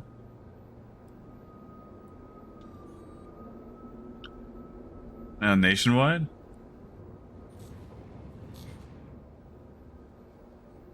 Probably going to get inundated with advertisements after I try to get a quote from everywhere.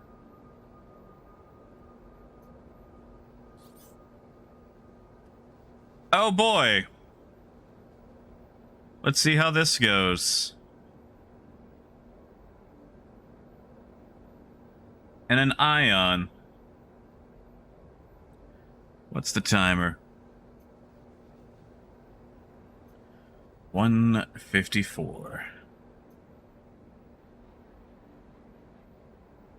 It's our pad rammer. Hello, Quantum.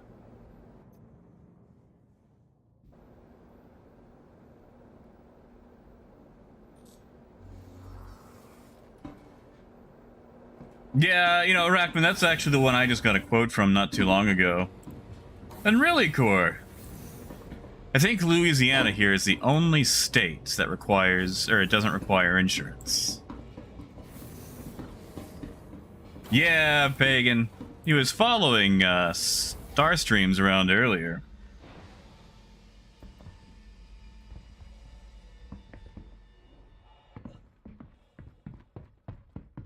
I wonder. Oh, how I wonder. Yeah, you see, Randy, we've got the Farm Bureau here.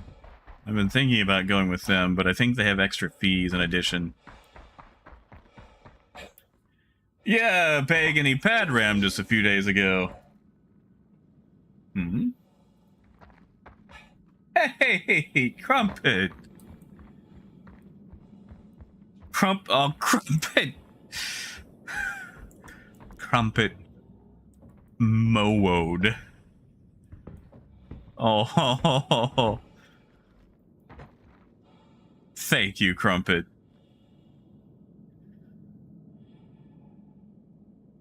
Let's see what he wants. Is he just going to stare at us? Thank you, Crumpet. Thank you, Crumpet Mowode.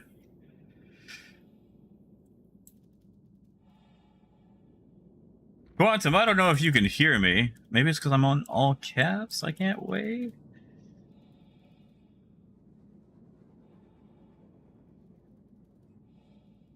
Wow, can I not even...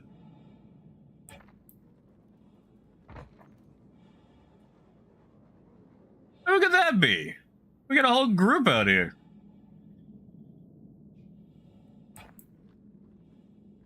Yeah, Core, good to see you, man. And I've never heard of National General. That's not the General, is it? The one with like the jingle. Well, gee, you know, with the Armistice Zone, I doubt I can.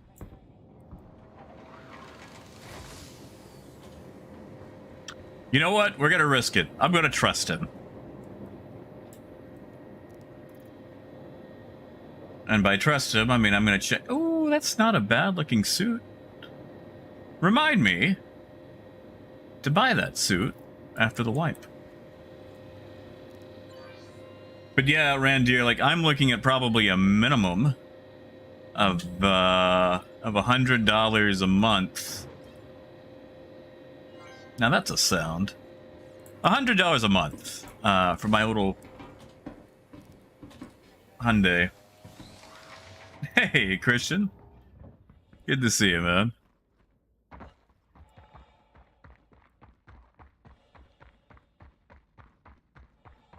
He wants a dog bite, though. That'll be fun. Don't get to do that a lot in the Caterpillar.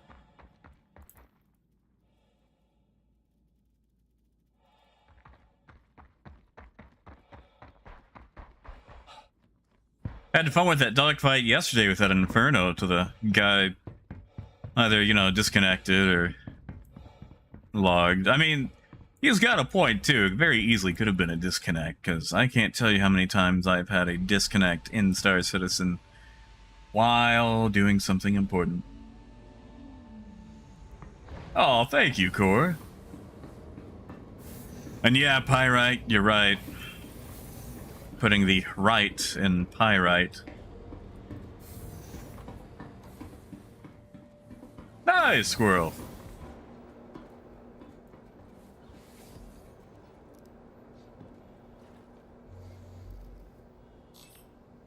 Like, I'm gonna be honest, I don't really mind the idea of stream sniping nearly as much as like other things, because like, I am the one putting myself out here, you know?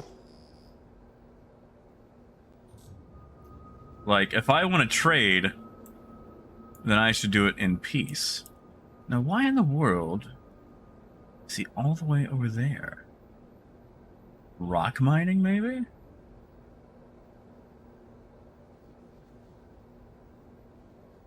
GHQING.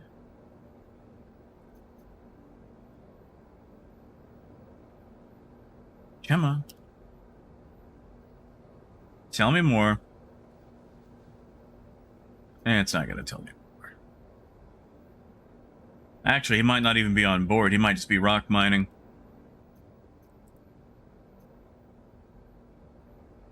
I assume that is, yep, that's good old Quantum. I'll do a quick flyby, so let's check it out. Landing gear up. He might just be doing some rock mining. Probably.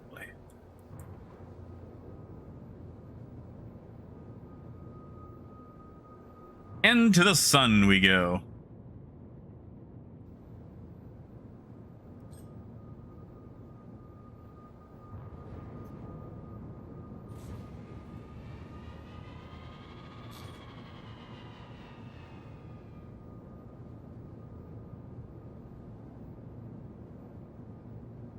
Yeah, gee. Yeah, that's fine. Because, like I said, stream sniping, I don't really mind. You know, it's on me for broadcasting my location. It's just like the bad ramming in an armistice thing that I don't really like. Because, you know, not a whole lot you can really do about that one. But other than that, I don't really care. We're in live. We're in PU.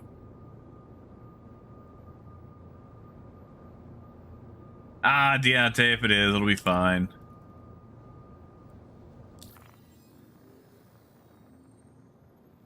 Saralith, I actually use Toby.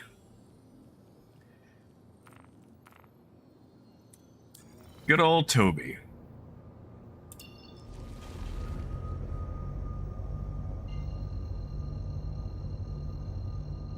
Oh, yeah. Actually, do that. What Pyrite said. If you guys ever want to stream snipe me, please, you are more than welcome to pirate me. I quite enjoy it. I love the negotiating part. And even if I lose, it's still fun. Really, it's just the interaction.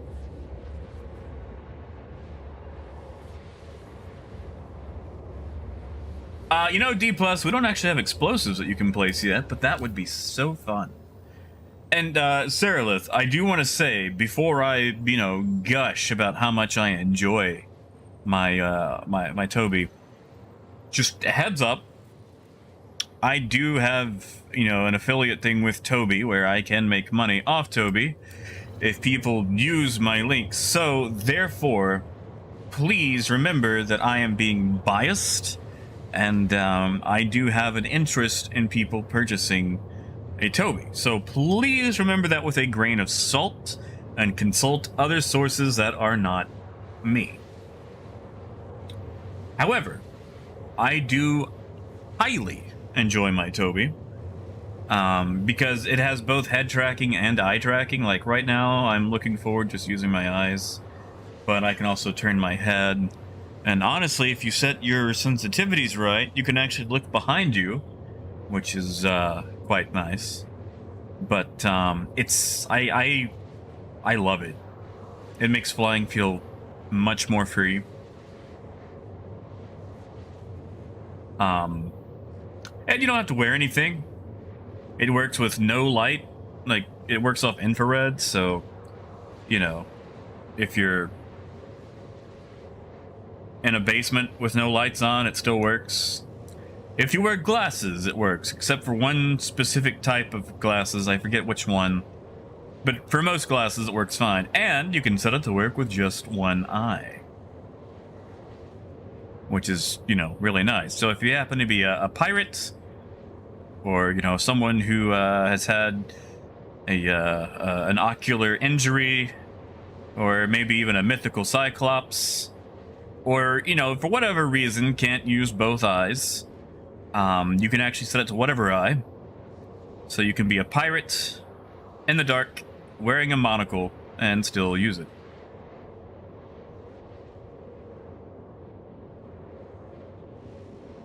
Yeah, see, Mark got that track IR, and it's really nice. A lot of people say that track IR is more responsive. I've never really had a response issue, but at the same time, I'm not doing like breakneck DCS stuff.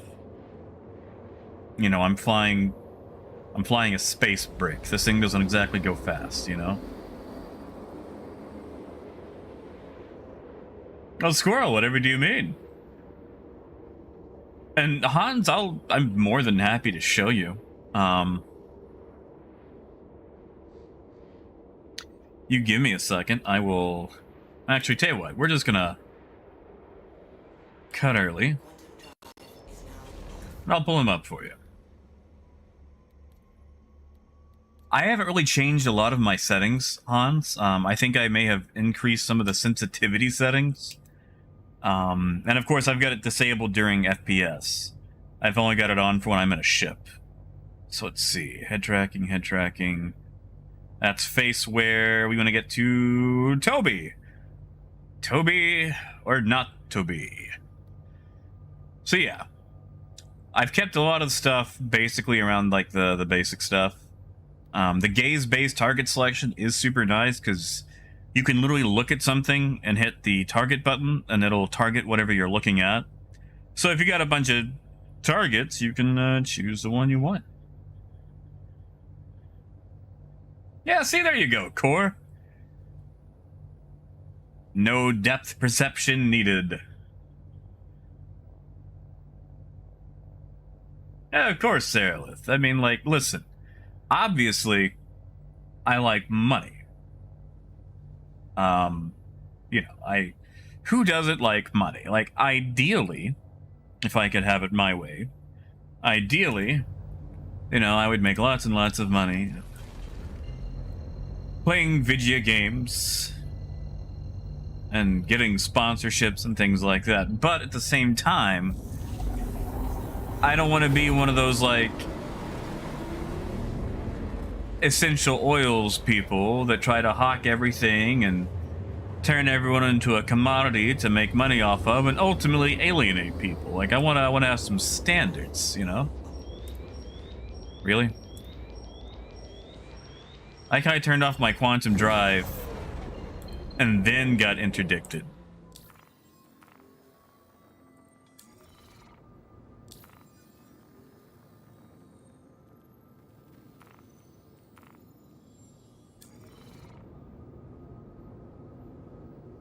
Yeah, Raymond, you know, there's been a ton of people who would love, like, a pirate railgun, essentially, you know, or pirate railgun. A railgun in the Caterpillar.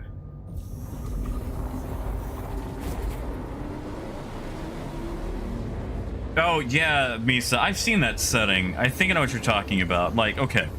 So, like, let's say you're sitting here, and then, like, does it start to do that, basically?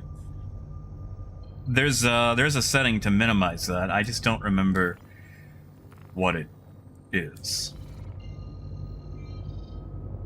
Nice, Dragnos. I assume that's on, like, NASA's side or something.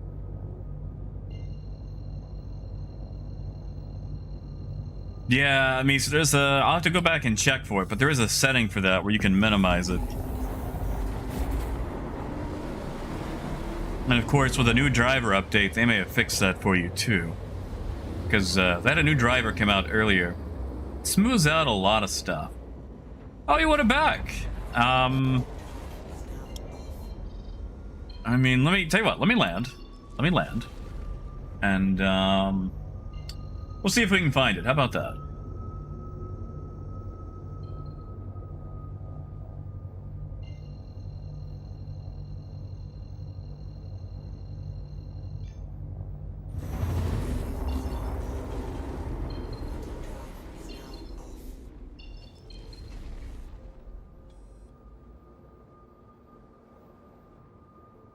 Yeah, we'll see what setting it is.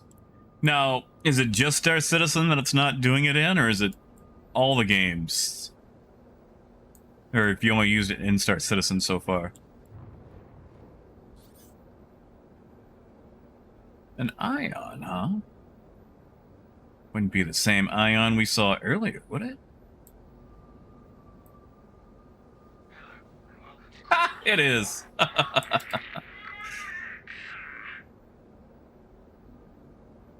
Docking initiated.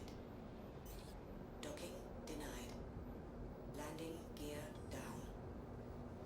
No, you know what? I just realized I have still been signed up for guides, but I don't have the guide thing open. I'll check it once I land.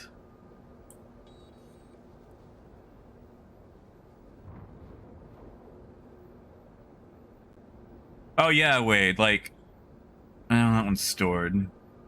But if I had a target out here, like, it'll highlight a little bit whenever you look at it, and then you can hit the target button to target that one specifically. Now, when you have one target out here, it's not that useful, but when you've got a sea of, Really? You guys aren't just gonna give me hangar 8? I gotta take the cap ship hangar? Come on. I want to do fun, cool landings. Oh, thank you, Pyrite.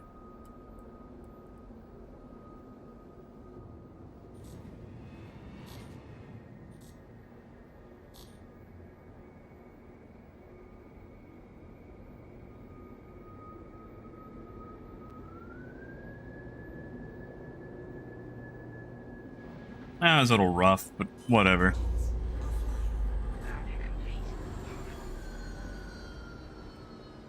Alright, so anyway.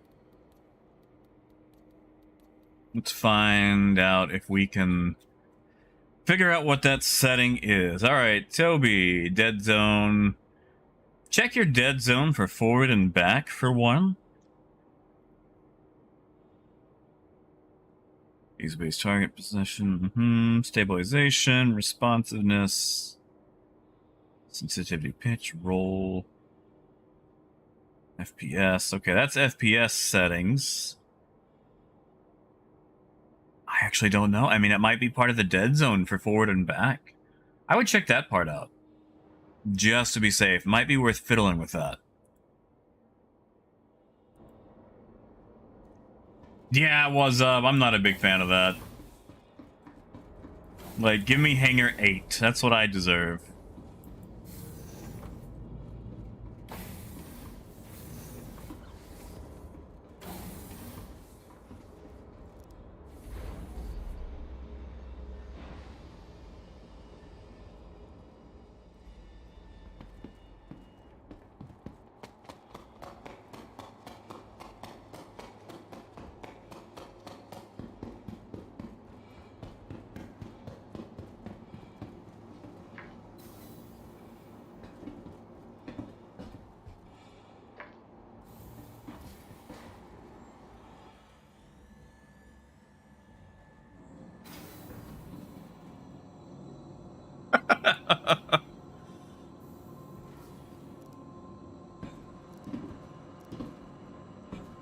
I like that the NPCs here actually have like ammo on them.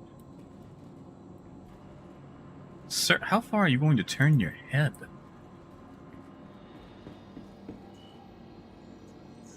Please visit us again. Welcome by to the ASOP vehicle retrieval system.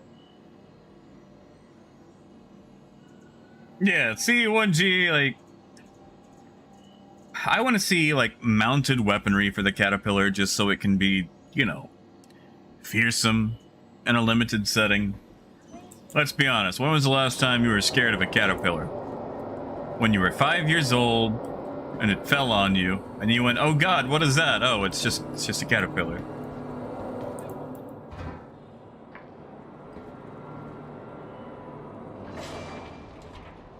You're my daddy. No.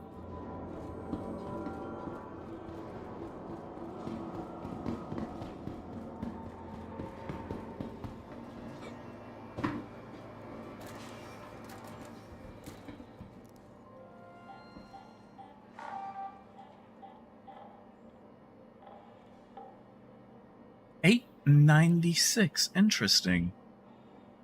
Someone has been bringing astatine to Grimhex as well. Like, it's not a bad run, because you can get in and out of here faster than you can most of the cities. That's usually why I come here to sell astatine. It's just, you know, we're at less than 9. Interesting. Especially during, you know, the whole, what do you call that? The thing, the wipe.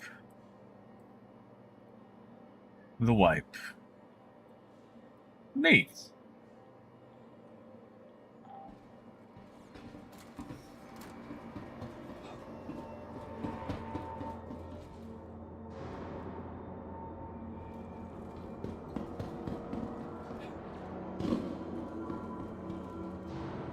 Bloodling, is that a BattleTech reference I see there?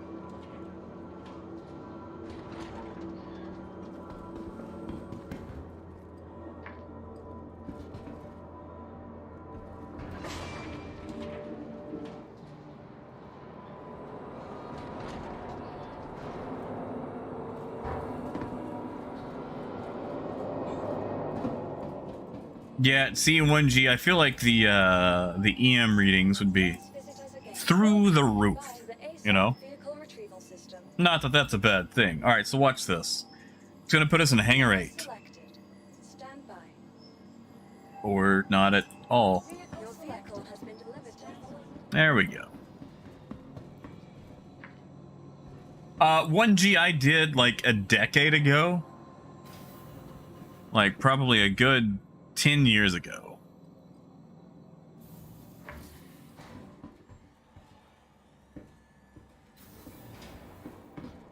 And D+, that's fair. I mean, you know, there's only so many routes to run in the game in the first place. I mean, Squirrel, you're always welcome to. You don't even have to tell me, man. Like, surprise is the best part, you know? Keeps me on my toes. Ah, right, Bloodling, sorry. You'll have to excuse me. It's been a while since I've read up on some of my ye olden cavalry.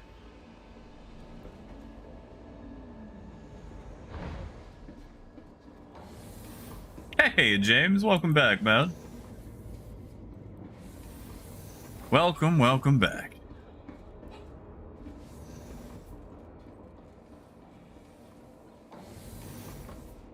Yeah, see, Squirrel, I was going to do that, and then I just never really got around to it.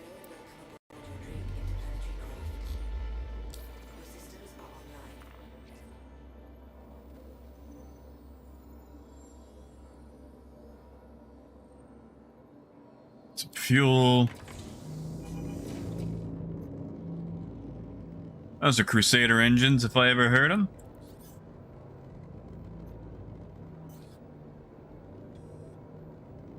Ha! Tall guy.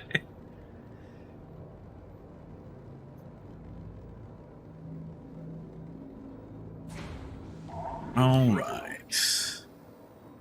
Let's head on down to Arcorp Town, why not?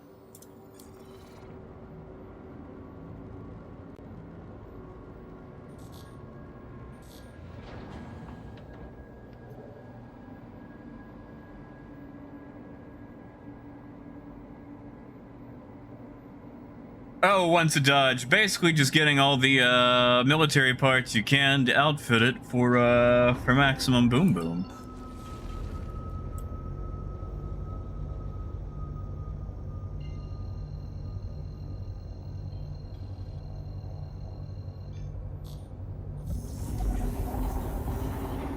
Oh yeah, and paint it green. Painting it green will definitely do it.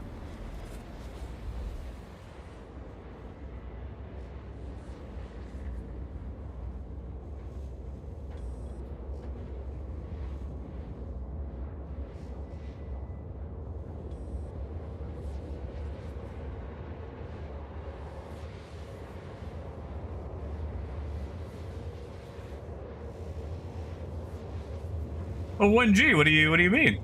Oh, sorry, I'm just reading it back now. Yeah, you see, 1G, I've been playing a lot of BattleTech because, you know, turn-based and whatnot.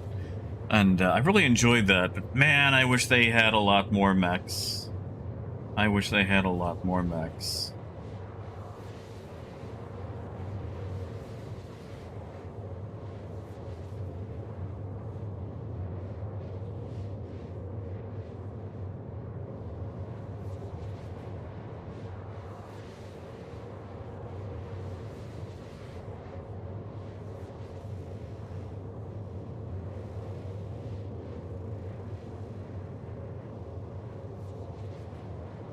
Well, you see, once a dodge, so check this out. I could put a green skin. Actually, you know what? Hold on. Hold on. You know what? We're going to do that. So, once a dodge, I'm going to teach you how to make the fastest, stealthiest ship in the game. You see, right now we're flying the Pirate Caterpillar. And the thing about the Pirate Caterpillar, in addition to its swanky paint job on the outside, is that the interior is red instead of green. So, since the interior is red, it goes faster, because red goes faster.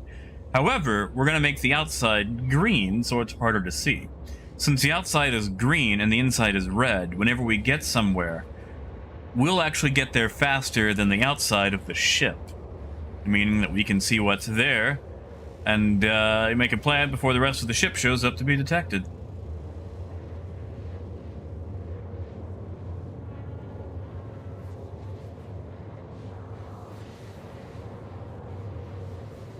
DPT Battletech is, one, a turn-based game that takes place in the Battletech universe on Steam, and also a tabletop game using a bunch of mechs. But yeah, with your inside being red and the outside being green, that just means we will we'll actually get there before the ship does.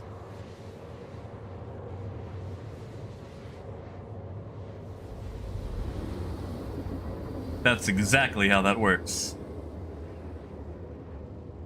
Yeah, Randir? Does it got bells on?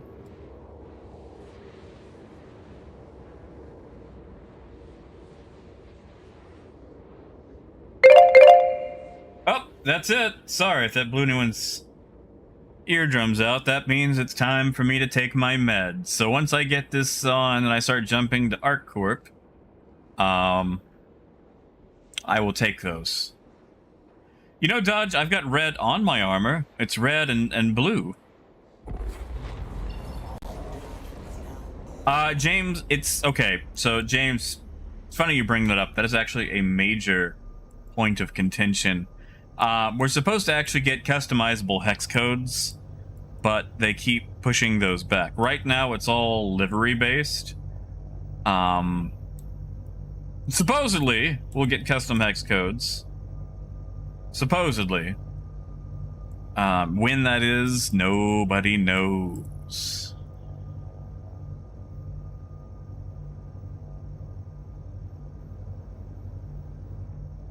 I wish I was joking about that part.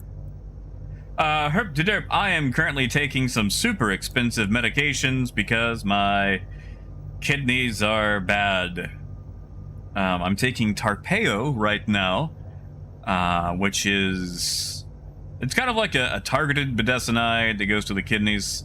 I've got a condition called IgA nephropathy, which basically means my immune system causes my kidneys to go emo and bleed themselves out, which, you know, irritates them, makes them get all inflamed, and eventually they lose functionality and die.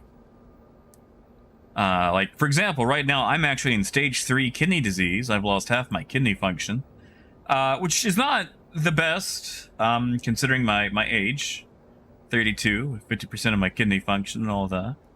But the hope is that these drugs will be enough to suppress my immune system into not killing my kidneys.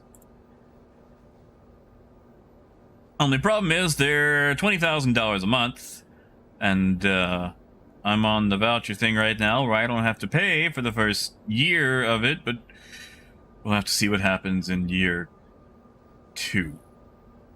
But that's a problem for year 2, Jack, which is at least 11 months away. Please proceed to assigned landing bay.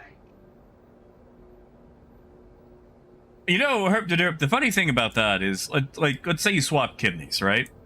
You swap kidneys, you're pretty much on immunosuppressants for life, which is already what I'm probably going to be on. So at this point, it's just a lot easier on everyone involved to just, you know, keep where I'm at. Now, at the same time, 50% is more than enough to live a fairly consequence-free life. Now, obviously, I gotta think a lot more about some of the things I eat and whatnot. I can't go out there and eat, you know, King Solomon Salt Challenge 3000 or whatever. But, you know, it's still more than enough to live a decent life. I'm not out here having to watch how much water I drink, because that is actually a thing once you hit full kidney failure. Like, you can only have so much water a day. Landing complete. I'm not that far.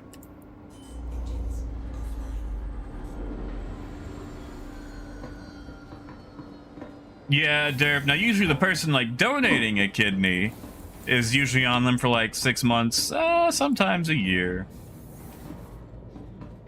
Yeah, gee, I can have the chocolate balls, but salt is something I should probably look out for. Yeah, herp to derp. Now, I mean, it might become cheaper, you know, if I can get on insurance again, that's also a thing. And, you know, the voucher program might continue into the second year, because this stuff literally just hit the market. Like, it's not even in pharmacies yet. This is the only drug in the world that has been approved for my particular condition, because there were no drugs particularly for it up until now. So it's also kind of like a, hey, try our drug.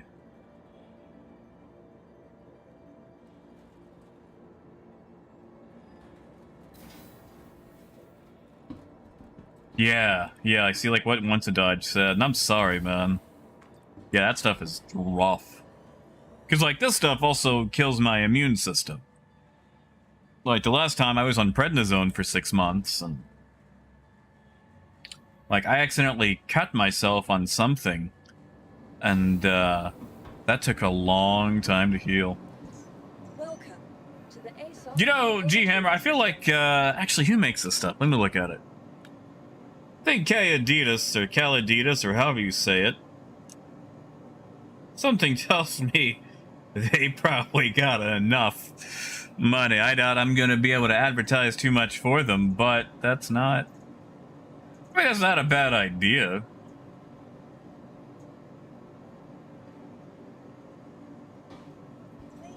D+, it'll probably be something later on down the line, depending on how effective medication is. There's a chance that I might not ever need it, but if things do continue to get worse, then yes, eventually dialysis is a thing I'm going to have to start looking into.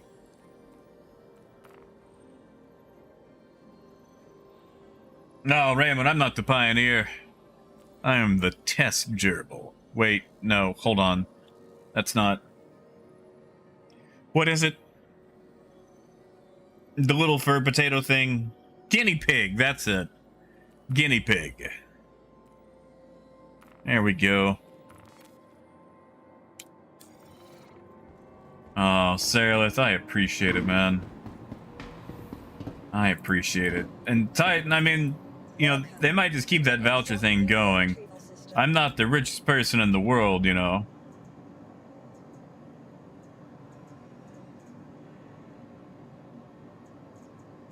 Vehicle selected. Stand by. Well, yeah, DPT, they're furry and potato shaped, and you know, when you pick them up, they make that wheat sound. I just couldn't remember what they're called.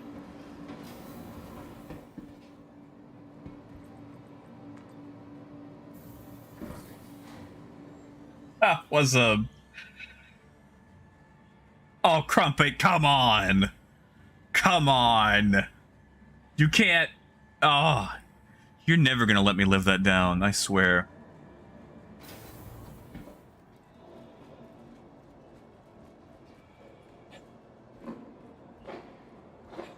Then, ha! Herp! You can imagine my favorite type of bean.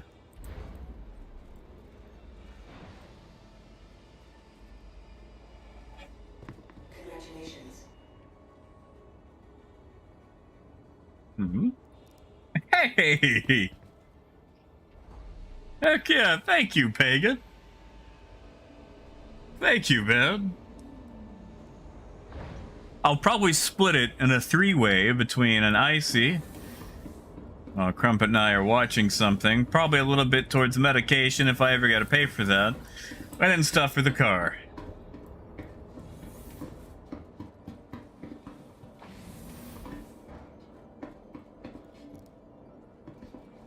Tell you what, DPT, if they actually ever finally add naming for caterpillars, I will name one of them a fur potato. Yeah, thank you, Pagan.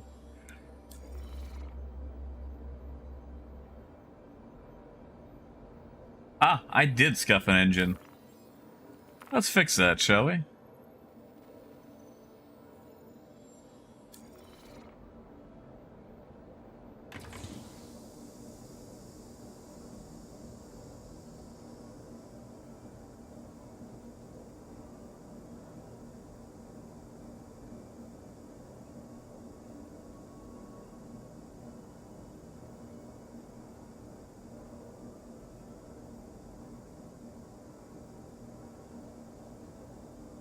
Pagan. Alright. Let me get to Quantum, and I will take my meds. Already plotted. Yes, I have. No worries, Crumpet. I'll take him. I just want to get to Quantum. Congratulations. Hmm. Hey! Thank you, what's up? Congratulations. Thank you, man. What? A twofer? Hey! Herp to derp! Heck yeah!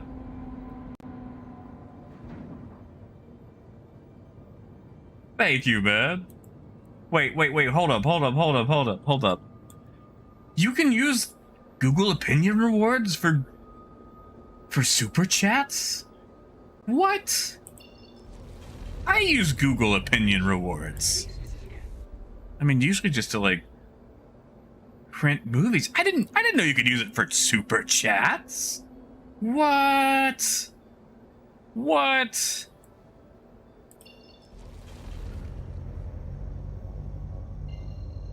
My mind has been blown. Can I super chat myself? Oh, that is such a convoluted way to get my own money.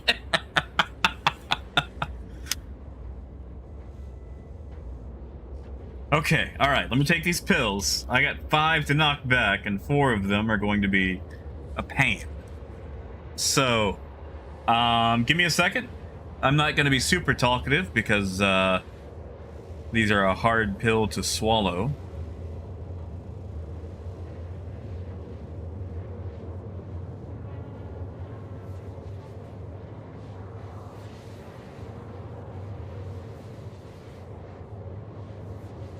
Ah, that's one down.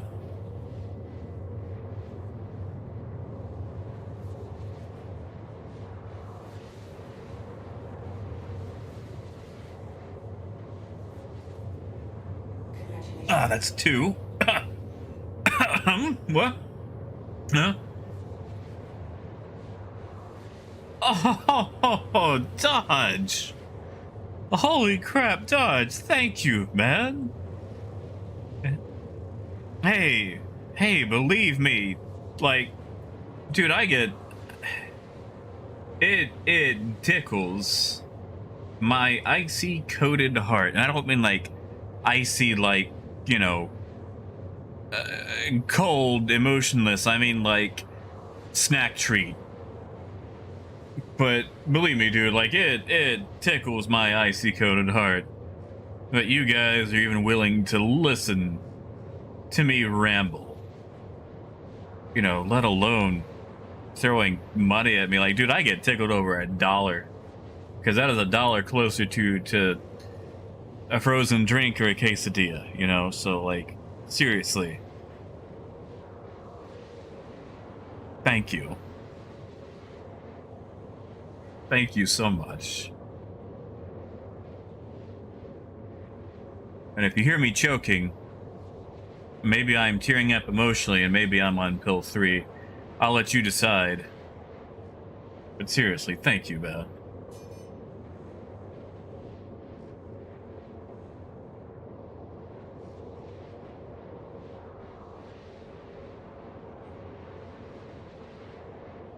And Mad, they're quite large, and they're in capsules, so they float, and I can't break them up.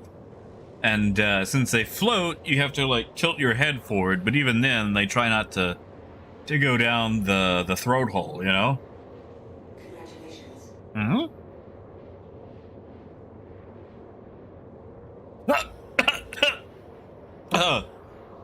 Whew, sorry, that was a combination of both. Oh my goodness. Oh, like and subscribe. Thank you, man. Mystery donor. Like Zorro. Oh. Thank you, man. Holy crap. Thank you. Mystery. Like and subscribe.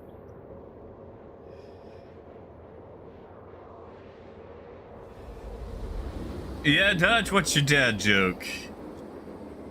Well, see, what's up? I've tried that, and it's just, even if I try to gargle hard and then immediately swallow, they tend to avoid the swallow. Titan, that's the thing. I actually can't have food. Like, okay, so if I eat, I have to wait 2 hours, and once I take them, I have to wait an hour before eating.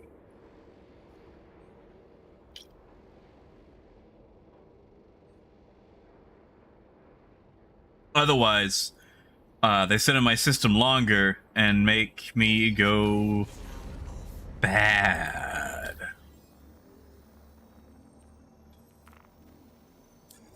Like, BRB, throwing up a lot, nausea.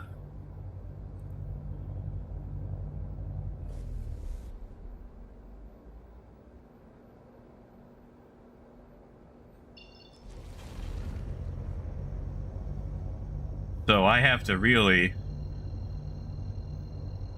what's the word? It has to be water and nothing else. Ha! Gosh, that's pretty good.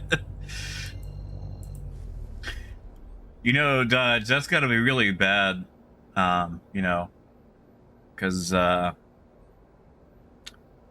after you send it in, I feel like anyone trying to bring things up to you or issues, all their problems would fall upon deaf ears. Hey! Thank you, Casper. Heck yeah, man. Thank you. You are You are most definitely welcome. Thank you, man. Seriously, I do appreciate it.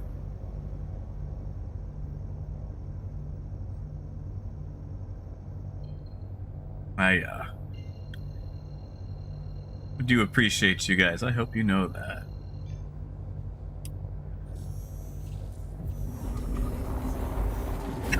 DPT, yeah, there it is. There it is.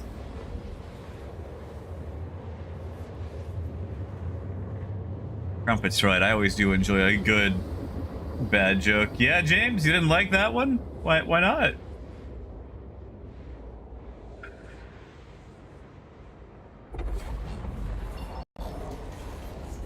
All right. Against my better judgment, I'm going to go pick up some distilled... Ah, it's tall. Let's go pick up some distilled spirits. Oh, thank you, Casper.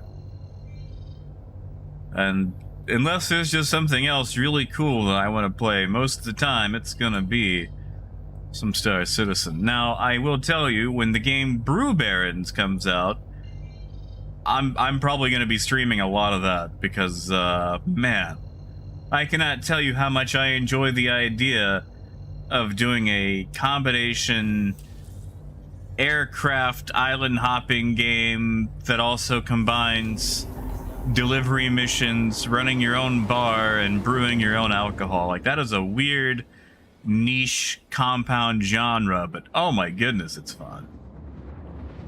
Yeah, what's up? Well, I mean, it's legal, unless you're talking about the game Brew Barons, and yeah. And hey, Chaos, not much. We're just trying to do some trade guides today. The guide thing is open.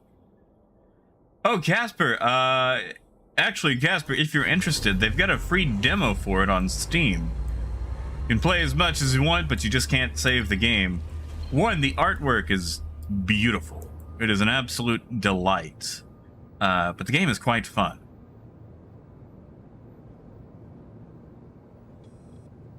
Yeah, what Crumpet said. It is pretty. Oh, it's pretty.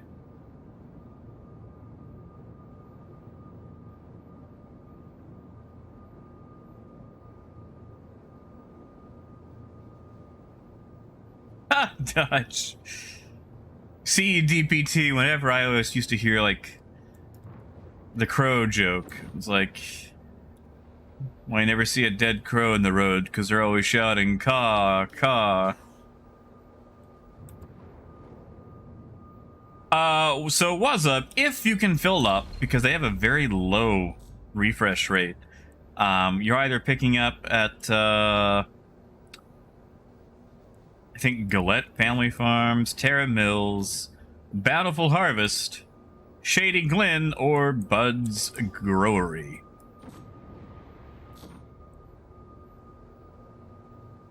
And if you need the planetary location for those, I can drop them for you. Galette and Terra Mills are both on Sullen. Bountiful is on Daymar. Shady Glen here is on Walla. And Bud's Growery is on Euterpe. Yeah, gee, it's a free demo. They had a Kickstarter for it, and I didn't know about the Kickstarter until it was long over, but I'm going to let you guys know I'm going to be slinging that game once it comes out. I am excited for it.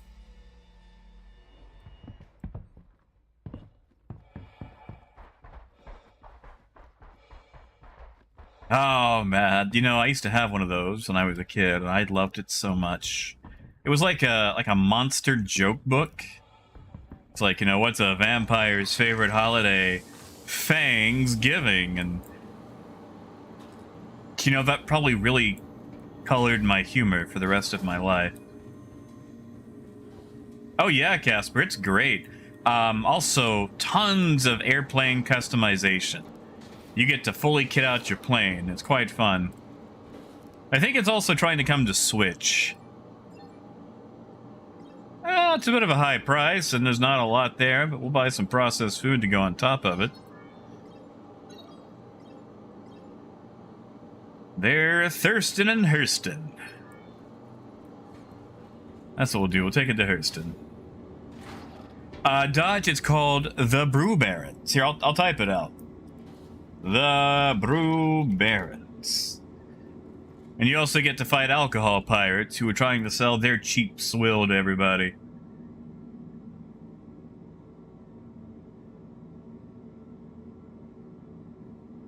Oh, James. James, I'm sorry to hear about your favorite Italian chef. Did he passed away?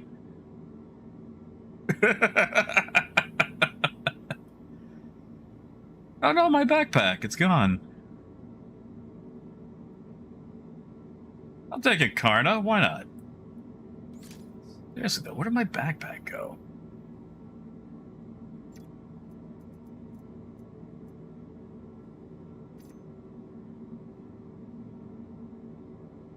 Weird. Ah, well.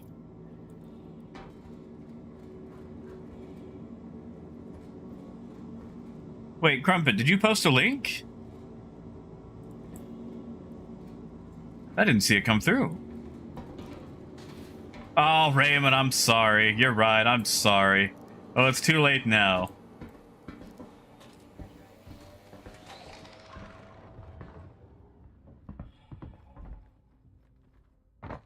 Ah! How did this happen? That's pretty good.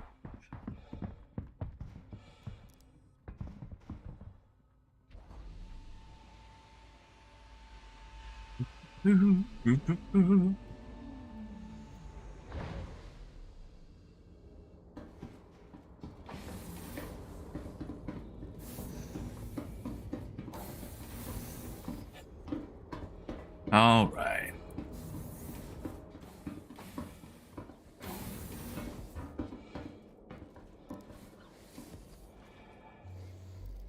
We're gonna take this to, you know, let's take it to Hurston. Let's do that. Actually, do I have the fuel for Hurston? We'll find out.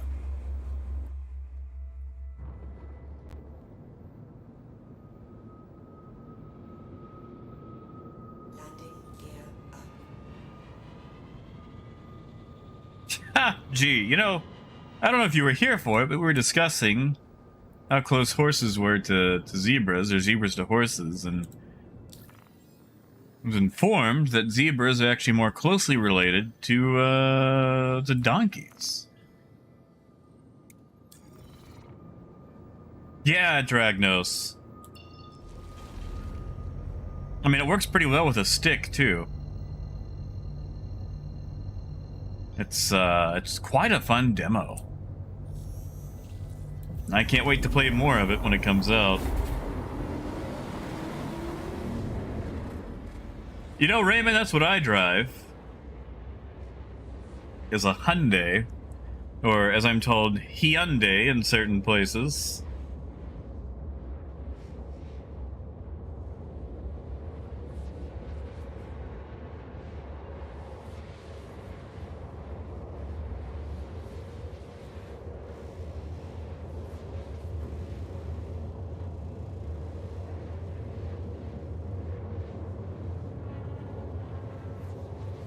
Hey, Josel, thanks, man. Heck yeah, thanks for subscribing. And Nate, okay, so the C2 technically is better in every way, but I love the Caterpillar. It just has such a charm to it. And it's an older build. They need to bring it more in line with the rest of some of the ships, especially in the fuel department. But it's a wonderful ship. It has a lot of character. I feel like it really tells a story. I've got time while we're in Quantum.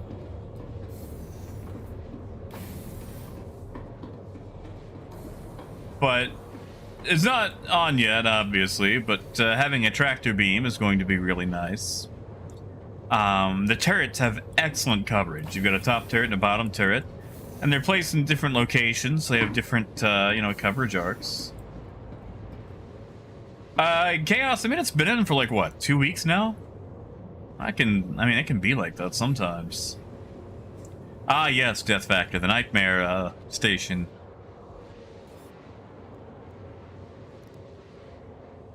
But yeah, like, look at this. Like, this is excellent coverage for a turret. Actually, I guess I should probably get back in the pilot seat. You know, Robert, I've had a lot of people swear by it. I've never tried it out, so I can't really tell you a lot about Game Glass. But lots of people love it. I've just never gone for it myself. And granted, I also fly mouse and keyboard, so don't listen to me. I'm also a bit of a Philistine.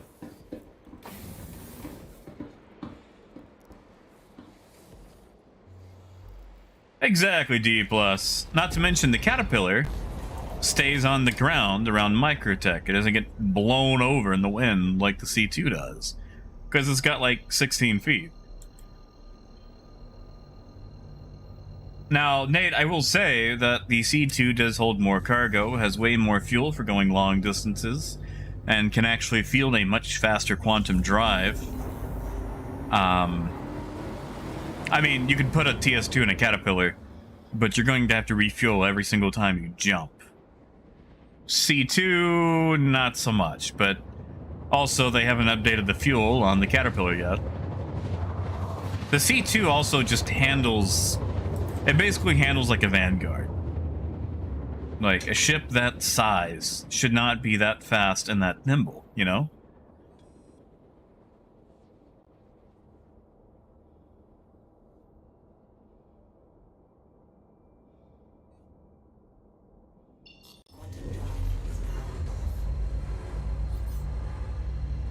Oh, Max. Anyone I know? Oh, it's Pete Spot. He just added me today. Yeah, Crumpet. Good luck, hon. I'll send you a message here in a little bit. Oh, actually, I just realized that it is about 5 p.m., so we're going to probably sell this load, park the Caterpillar, then wrap it up. Yeah, Raymond. Now, Robert, also please remember that I am just one person, and don't think that my opinion is cooler than anyone else's opinion. Like I said, a lot of people swear by Game Glass. They love it. And it can be really nice to have things on it that you can just reach out and grab. I'm just also an old fogey when it comes to input types, you know? I mean, gosh, let me tell you how long it took me to give in and go with a Toby, and now I love the thing.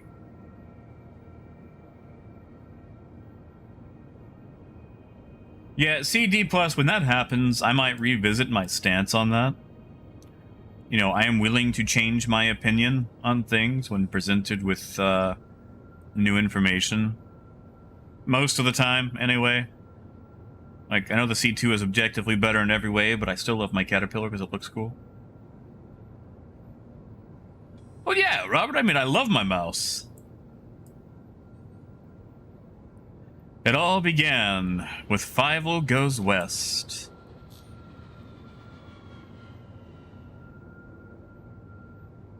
Also, when you fly with keyboard, you can talk to people while flying. Or you can, you know, trash talk. Post on Spectrum about how you can't stand that people are running around in multicolored armors. That's my favorite argument. I think I've got some of those bookmarked. I'm gonna have to go back and read some of those. I love those so much. Yeah, Death? You didn't like Fievel Goes West? I mean, American Tail was I mean, they were both excellent movies. But old Tiger learning how to be a dog. You didn't like that? Thank you, and please visit again. Oh yeah, Raymond. And, you know, if you can't get a barge somewhere, that's why you take the Pisces, a little shuttlecraft. Please proceed to assign. Interdicted? Pete, weren't you just here? Well, yeah, they all went out west. I got you, Death. Either I was not, or my range of maturity was stunted. Yeah, see, Robert knows what I'm talking about. Oh, Trid, yes. It's not a thing as much anymore, but Trid, like, okay, so back in the day, Trid, in the early days of Star Citizen, when armors first came out, you basically just bought them as a whole set. Like, you could not mix and match parts. Well, when the whole parts system came out, they came out with different colors as well. People lost their minds, and now, when I say people, I mean like 20 of them. Like a very small subset. People that don't matter.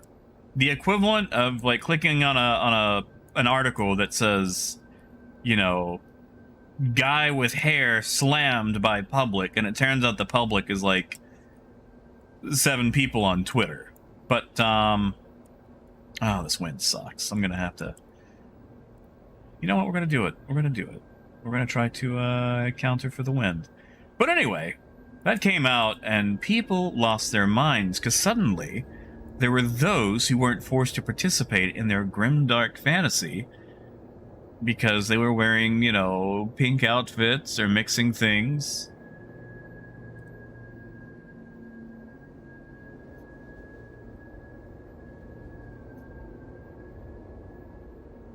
Oh, that wind is rough.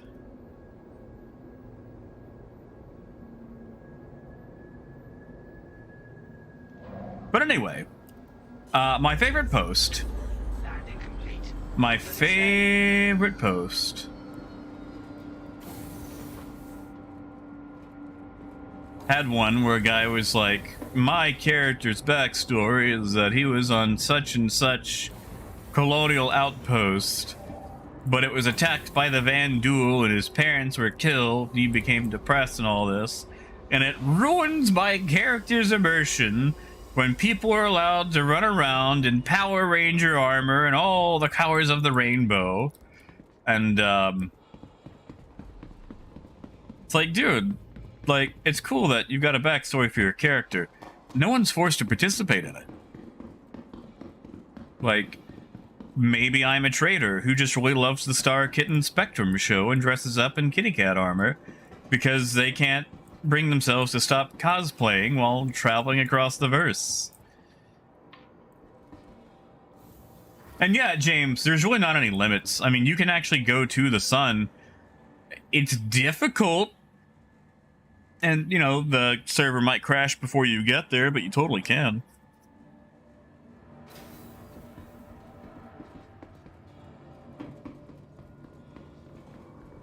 Oh yeah, SK. I can't drive a ground vehicle to save my life, but I can backflip a caterpillar Welcome to the and vehicle retrieval system. into a hangar. Actually, SK, my greatest landing of all time is triple backflipping a reclaimer into the hangars at Area 18. I've got a clip of that somewhere. Please visit I don't remember where, but I've got one.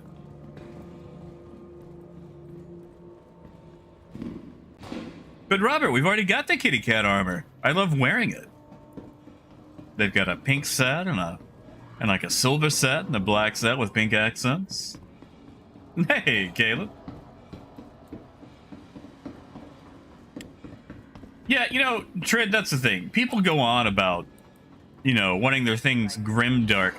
Have they ever seen Warhammer 40k? How many different colors of Space Marines are there? There's blue and yellow and some red, and I'm pretty sure there's some pinks. Be considerate to your fellow travelers. Do not lock doors. Yeah, exactly, Richard. Like, let me tell you about all the traumas I have been through. All the dark, world's saddest, tiniest violin traumas that I personally have been through. Now let me tell you about my Hawaiian-themed D&D shirt that I keep forgetting to wash so I can wear it to D&D. You know? Stand by and let passengers disembark before boarding. Also, Ganja Claus, good to see you, man. Well, James, you know, an RPG character with parents is just so lame for some reason.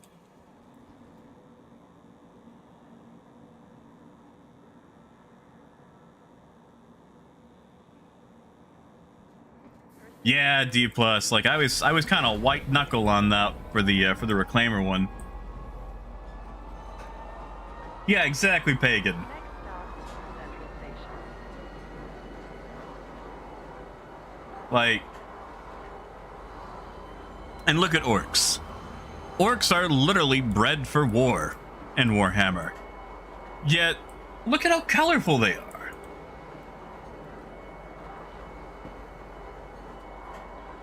Technically, Robert, probably something at Grimhex. I mean, there is like the giant cow skull helmet with the horns on it. That would probably go quite well with that. As far as like being like a leather daddy,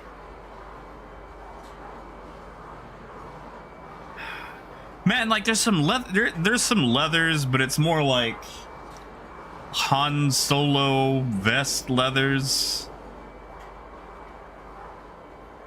Yeah, Ganja Claus, not so bad. A little sweaty, but I'll be alright.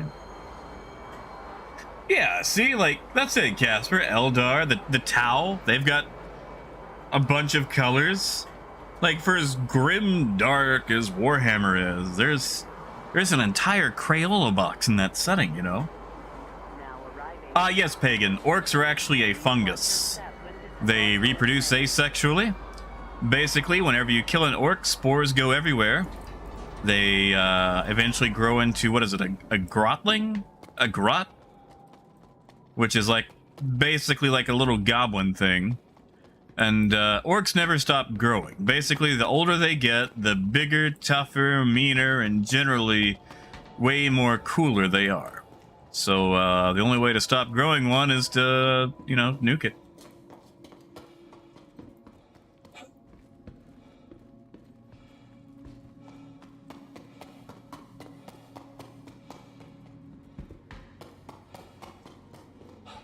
Yeah, actually, what Casper says, eating an orc is technically vegan.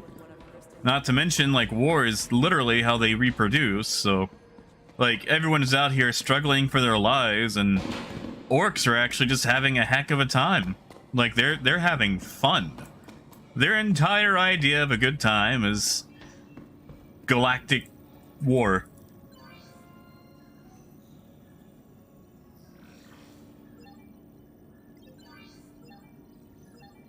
One day they'll fix that Z fighting.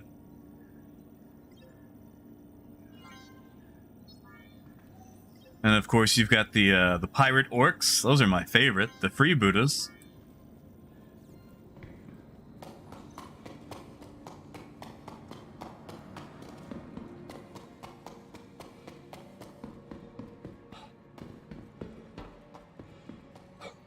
But yeah. Orcs are probably the coolest thing about the whole Warhammer setting. Yes, Trid. The entirety of orc technology and power runs off the power of belief. Orcs have a Gestalt psychic field, which means the more they believe in something as a group or community, the more powerful and true it is. Which, again, you know, I feel like this is just cementing how tongue-in-cheek Warhammer really is for those who try to take it seriously. But, basically, like, let's say you got a bunch of orcs driving along in their little orc car and it runs out of gas. And then someone asks the lead orc, you know, if they put gas in it. And he does the whole, like, oh, of course I put gas in it. What sort of noob do you think I am? And of course, they all start believing, well, he said it. Of course he put gas in it. Why wouldn't he? And, you know, through the power of belief, with their completely unaware Gestalt psychic field, because orcs don't know they're psychic. One drop of fuel in the tank becomes many, and when he tries to start it up again, he can drive off. Now, the funny thing is you get that whole paradox thing where, like, if orcs learned they were psychic, all of their technology would cease to function because they no longer believe that it works because it works. But again, that's just Warhammer, and Warhammer is silly.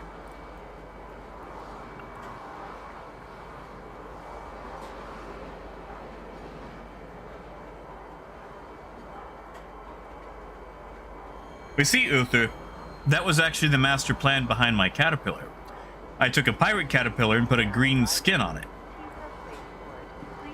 But the interior of the pirate caterpillar is red. Therefore, the insides will get there faster than the outside. And since I'm on the inside of it, whenever I go somewhere, I'll get there faster than the caterpillar will. Or, you know, I get there before the ship does. Alright, we're gonna go land this at Crew L1 and wrap it up for the day. Actually, since I am wrapping it up, let me disable my availability for the guide system. See, Richard, all I know about it... Whoa, did you guys see that guy power slide?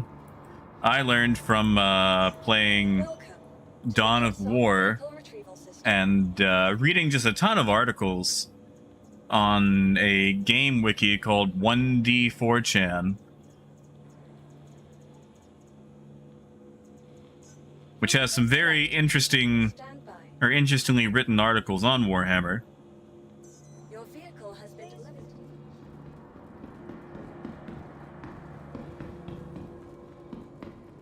Also on various neckbeard archetypes for D&D.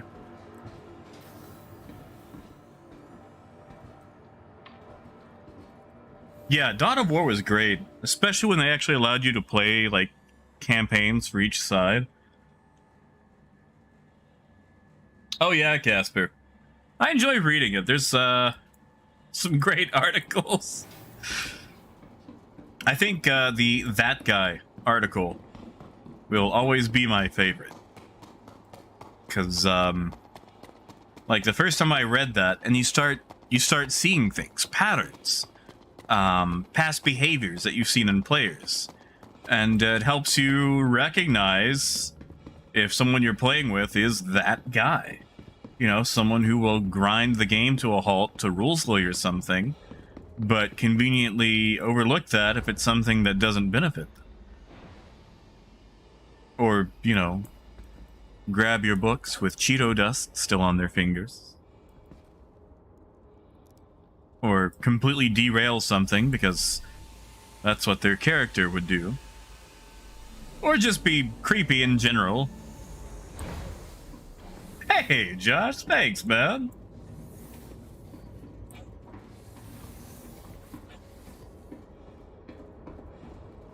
Seriously, thank you, man.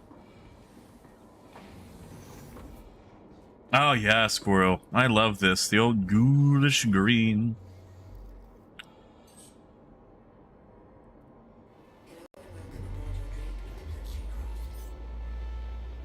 What you got?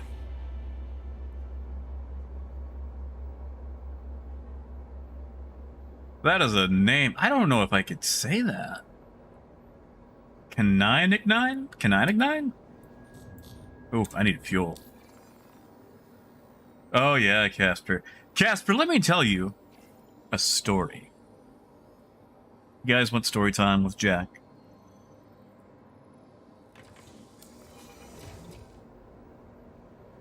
Also, Valtteri, it's good to see you, man.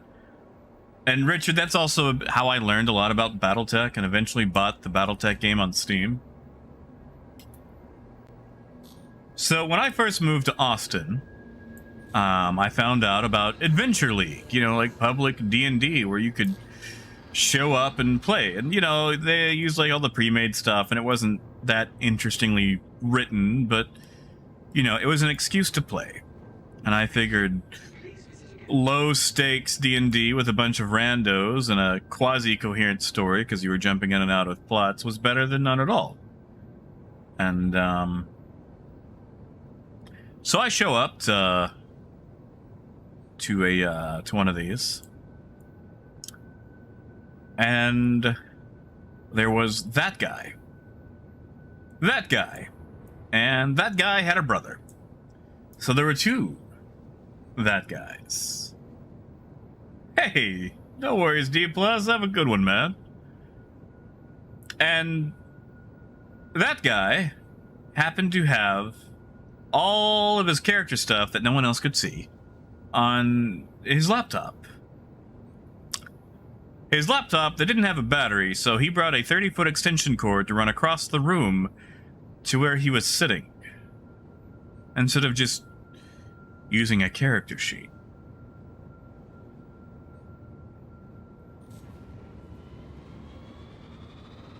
Wait, Toro, what's slow? The caterpillar? Or the story?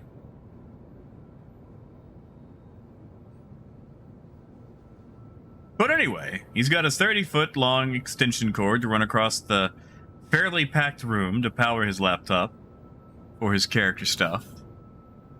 And, we get to playing. And, you know, interrupting people, just bowling over everything that other people are saying. This guy happens to be playing a wizard. And we get into a room, and people are engaging some bads. And, Jose, if you remind me, I will tell the Santa Buick story. I mean, we're gonna be in Quantum for a minute. So anyway, we get into a fight. You know, we're fighting some bads. And it comes his turn. Now, everyone but his brother and like one other person are engaged in melee with a group of enemies. And it comes his turn and he goes, I cast Fireball! It's like, okay, well, just so you know, pretty much everyone in your party is engaged in melee combat with these. So you're going to catch them in your Fireball. And without missing a beat, he goes, they knew what they signed up for when they partied with a wizard? And it's like, my guy, my dude, we didn't have a choice. To be able to play D&D in a public fashion, you have to agree to play with other people. This isn't like a high school basketball PE game. We're not gonna pick and choose our team. We're not gonna do that. And he's like, again, are you sure you want to do this and cast Fireball on most of the party? And he goes, I'm a wizard, it's what we do. So he decides to go through with this and drop a Fireball on the entirety of the party, taking out most of us. And then, of course, for the things that survived, since he no longer had a party to take the hits for him, he got destroyed. So we all died in a super low stakes Adventure League session because this guy refused. Oh, hey, Raider. There he goes. This guy refused to cast literally anything else but Fireball to save massive collateral damage. Like, a magic missile would have done more, you know? And thank you, Richard. I could probably practice a little bit more. But United, good to see you, man. You been enjoying the game? Oh yeah, Robert. Well, you see, the thing about being a wizard, Robert, is you can have all the intelligence in the world, so long as you make wisdom your dump stat. Which, while I also enjoy playing things like clerics, because I love playing a support role, I don't always exemplify having a high wisdom stat myself.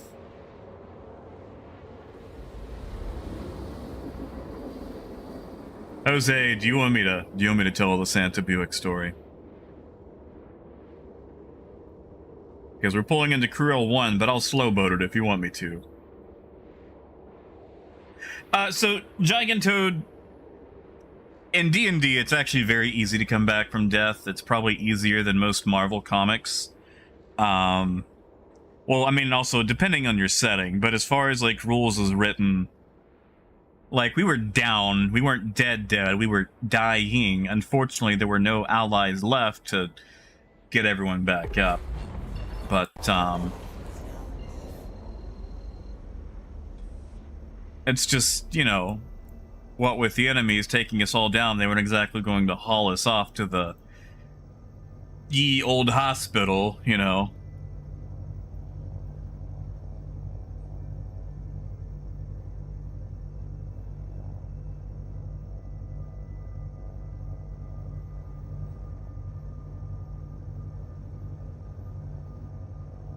Oh, Michael, I'm sorry. Frid, if you're in my server, I could always bring a Starfarer to you. Usually Gigantoad, if the whole party goes down. If your DM is quick, they'll do the whole, you wake up in a strange room as prisoners, yada yada yada, or, you know, something along those lines. Or, you know, they'll just do the whole, yeah, they killed you all while you were unconscious, time to roll up new characters. When it comes to D&D, really, it's whatever you decide. Basically, D&D is the way to tell a make-believe, pretend story, using rules as a common basis to ground everything in a standardized way of doing it. That way, you don't have the guy who shows up who, you know, is pretty much invincible and can teleport behind you while saying nothing personnel, kid, while stabbing you in the back, and they have two different colored eyes, and they were raised by one culture after being banished from another, and basically a Mary Sue, and having to be on the same power level as Bob the farmer, who decided to become an adventurer because he thought it was neat and was having a midlife crisis.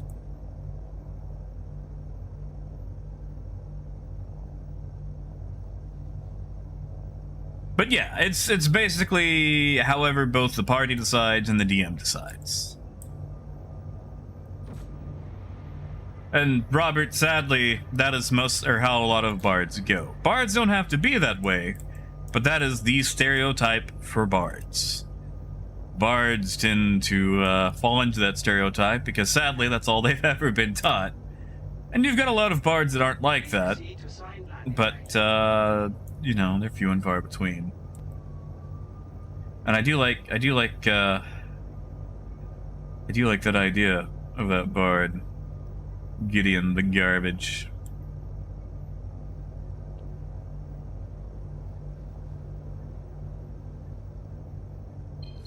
But anyway, since Jose requested it, I will tell you guys, once again, the story of the Santa Buick, or how much of an idiot child Jack was. Yeah, Gigantoad. There's actually settings, like Tomb of Annihilation, where there is no coming back. If you're dead, you're dead. Now, that also goes back to the ye olden days of Gary Gygax and his weirdly antagonistic DMing. Like, I'm super glad that Gary Gygax made the game. I don't think he was particularly good at it, because he had a very antagonistic style of DM versus players. And, you know, there's multiple schools of thought when it comes to D&D, but I don't appreciate that style of DMing. Like, we're supposed to be friends. This isn't a game of football, you know?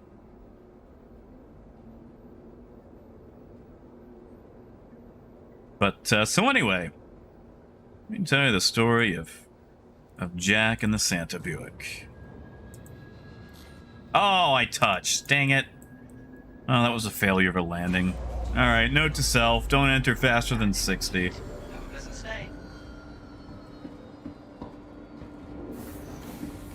So space, we're actually in a Drake Caterpillar. Here, let me get on this. I'll show what it looks like in third person. Right. The Nightmare Station that they still haven't fixed. Never mind. Let me just get back into the seat.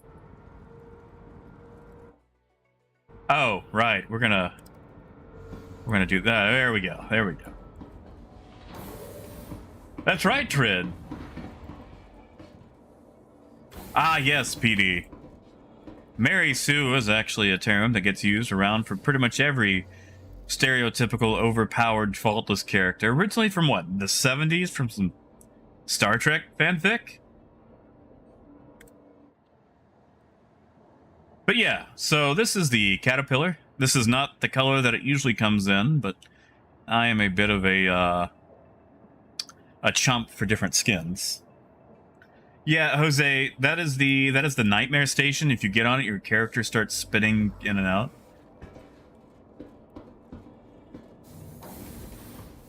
Richard, how do you like Foundry?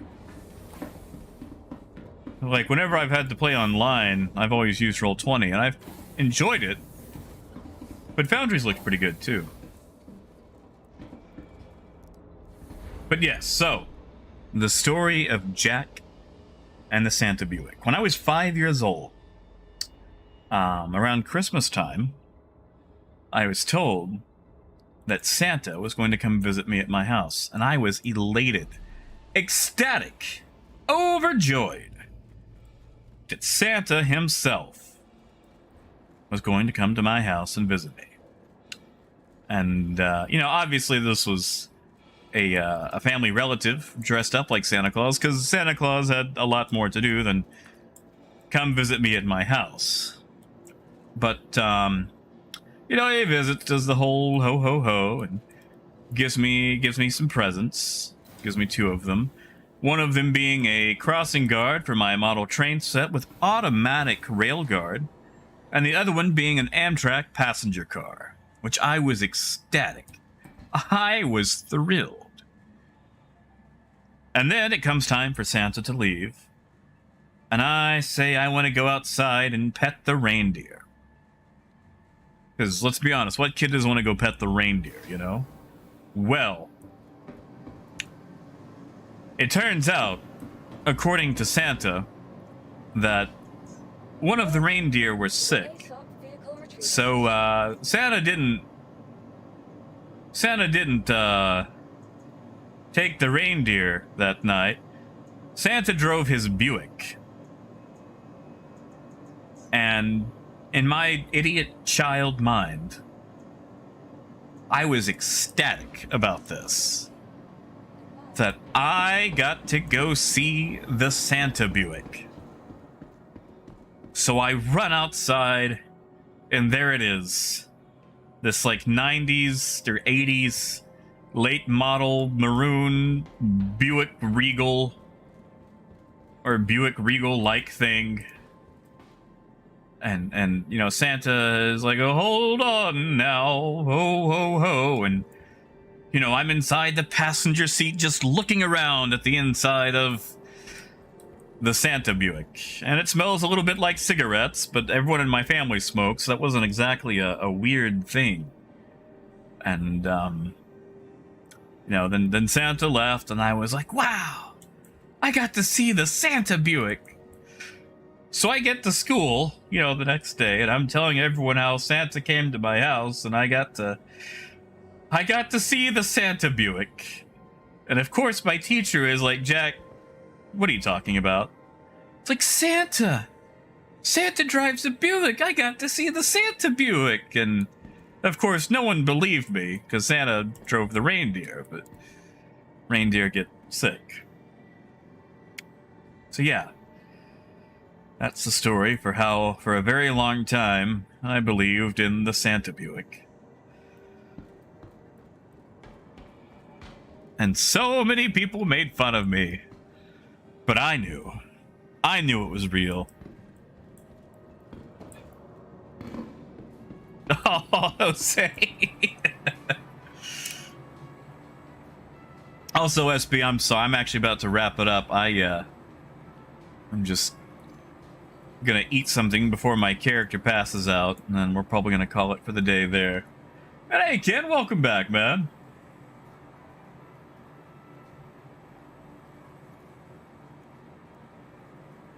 I mean, Ken, honestly, I mean, you can get the Banu Defender in game too. It's not super expensive. It's like 2.8 million. But, I mean, that's really just up to you. Now, is the Defender currently for sale? I think it went off sale, didn't it?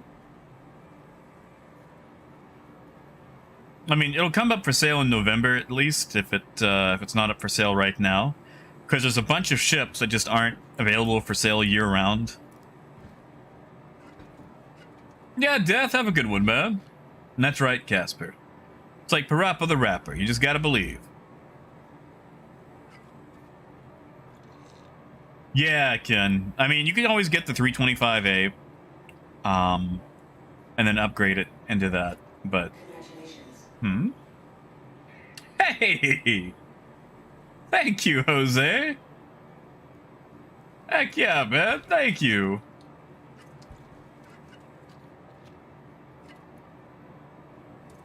Heck yeah. Thank you, man. Is that for the Santa Buick? You see, Raymond, at that age, I had no idea what a Volvo was. Welcome to the Aesop. Ken, if you want, I can give you a quick tour of the Defender, unless you've already seen it. I think I've got one. Yeah, I got one. Vehicle selected. Yeah, thank you, Jose. Your vehicle has Ha! Richard, well, you know, it's an undersuit, so, for better or for worse, it's all contained.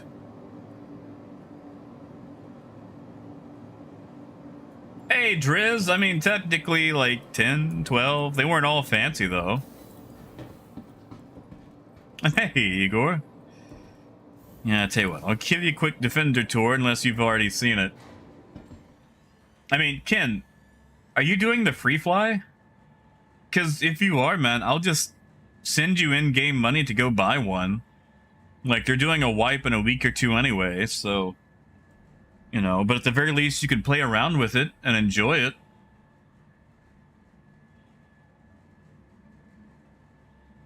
See, Casper, I'm more of a quesadilla guy myself, but they don't have quesadillas in Star Citizen.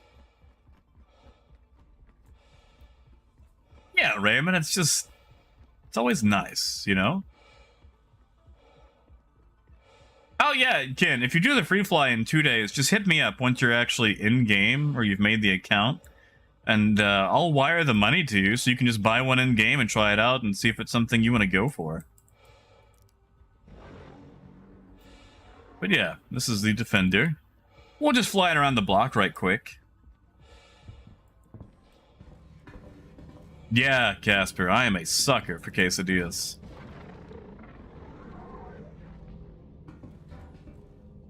And of course, it's a little dark on the inside, what with things being powered off. The cool thing about the Banu Defender is you can fly it from either seat, because it's a two-seater. Oh no, gee, that's the Vulture you're thinking of, the starter salvage ship. And yeah, James, it's actually, people pretty much just call it the Crab. It's an alien fighter.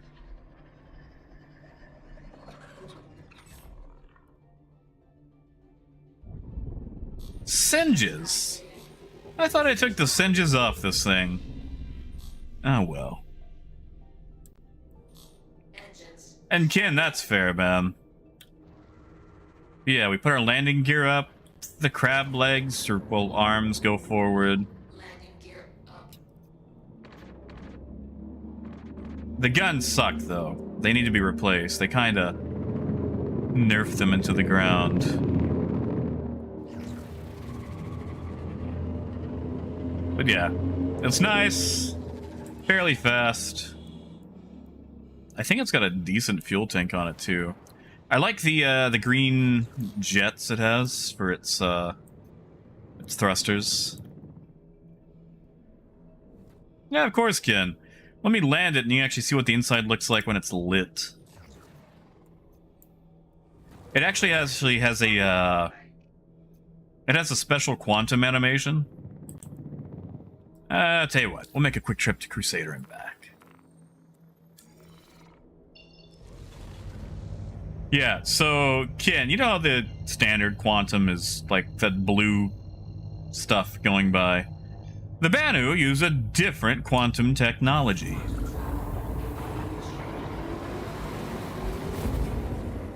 And you get this green sparkle show. And it's different for the Tiveran stuff. I think you get a different one for the car to all. But yeah, that's what it looks like. It's quite nice. Not to, you know, sell you on anything. I just want you to know what all you're getting into. Oh yeah, I think it has missiles. I didn't know it had missiles.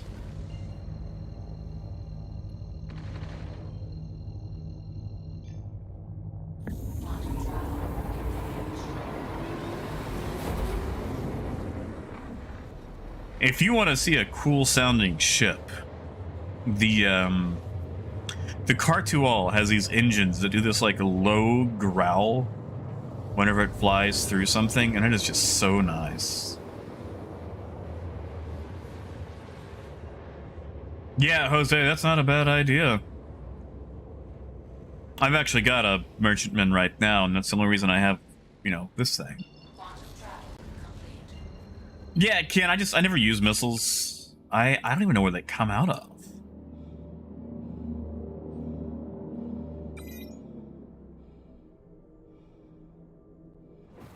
Oh, right. Those aren't firing because am I going to? Ah, no, there it goes.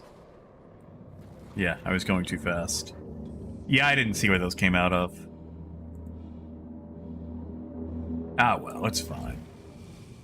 Yeah, this thing is fast. Here under 1,200 meters per second, that's enough to keep up with a C2. Yeah, I'm sorry, Ken. Ken, it smells like farts, and it has opinions about what you've done with your hair. Yeah, does that help fix it? That probably doesn't help.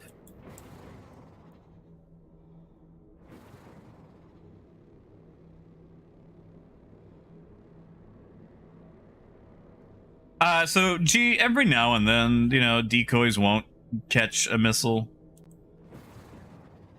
And not to mention, if you bring a lot of missiles, sometimes you can out-missile their decoys, too. Missiles are also good for forcing people to react. That way you can catch them in a predictable way. And 1G, that's fair. They're not exactly catching an MSR.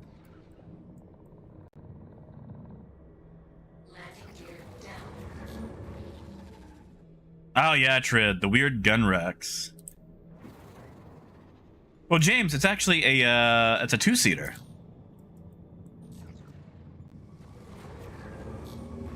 Which, I mean, I'm still with you, but like, that's the other pod for someone. Now, there's no turret or anything for them to use, but they could, you know, eventually run your systems or whatever.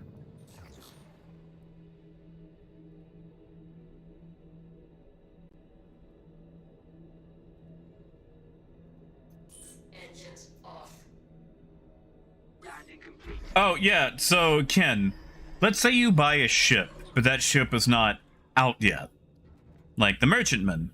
Let's say you buy it right now with real money, but since it's not out yet, you get loaner ships. Ships to use in-game until it comes out. Right now, the loaner ship for the merchantman is both a C2 Hercules and the Banu Defender. Which is, you know, this thing. So, you're saying that if you've got a C2, just upgrade it to a merchantman. That way you get a C2 as a loaner, you know, not taking away what you already had, and you get this as well until the ship comes out. But yeah, this is the interior. You've got two beds, one right here, one right there. I don't think that does anything. And then, of course, you've got a gun rack, one right here, one right there. And, of course, what alien ship is complete without the ramp out the front? But yeah, that's it. That is the Banu Defender. The crab, if you will. Where is the button for... Ah, there it is.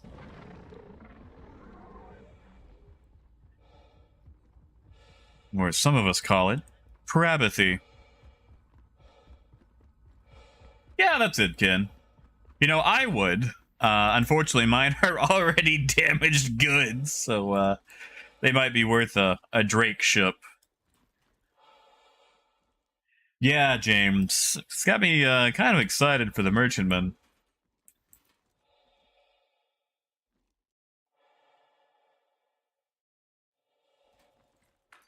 But yeah, we are going to end it there for realsies, though, especially since the elevator got me.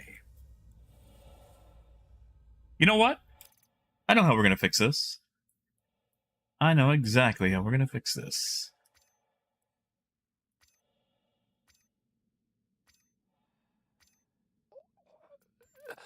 Haha!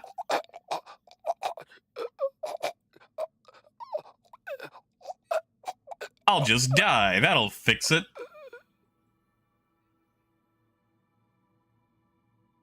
Yeah, kid, you're welcome, man. But alright, so we are going to wrap it up there.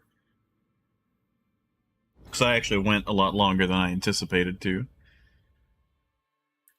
And I've got to hook up a car battery and do some other stuff, so I want you guys to enjoy yourselves for the rest of the evening. Please stay cool, especially if you're in the northern hemisphere, which is experiencing, summer right now. Or, if you're close to the equator, where you've always got summer going. But yeah, stay cool. Please drink plenty of water. And eat your vegetables. Those are more important than you believe. So, stay cool, be nice, and as always, until next time, keep on trucking. Have a good night, guys.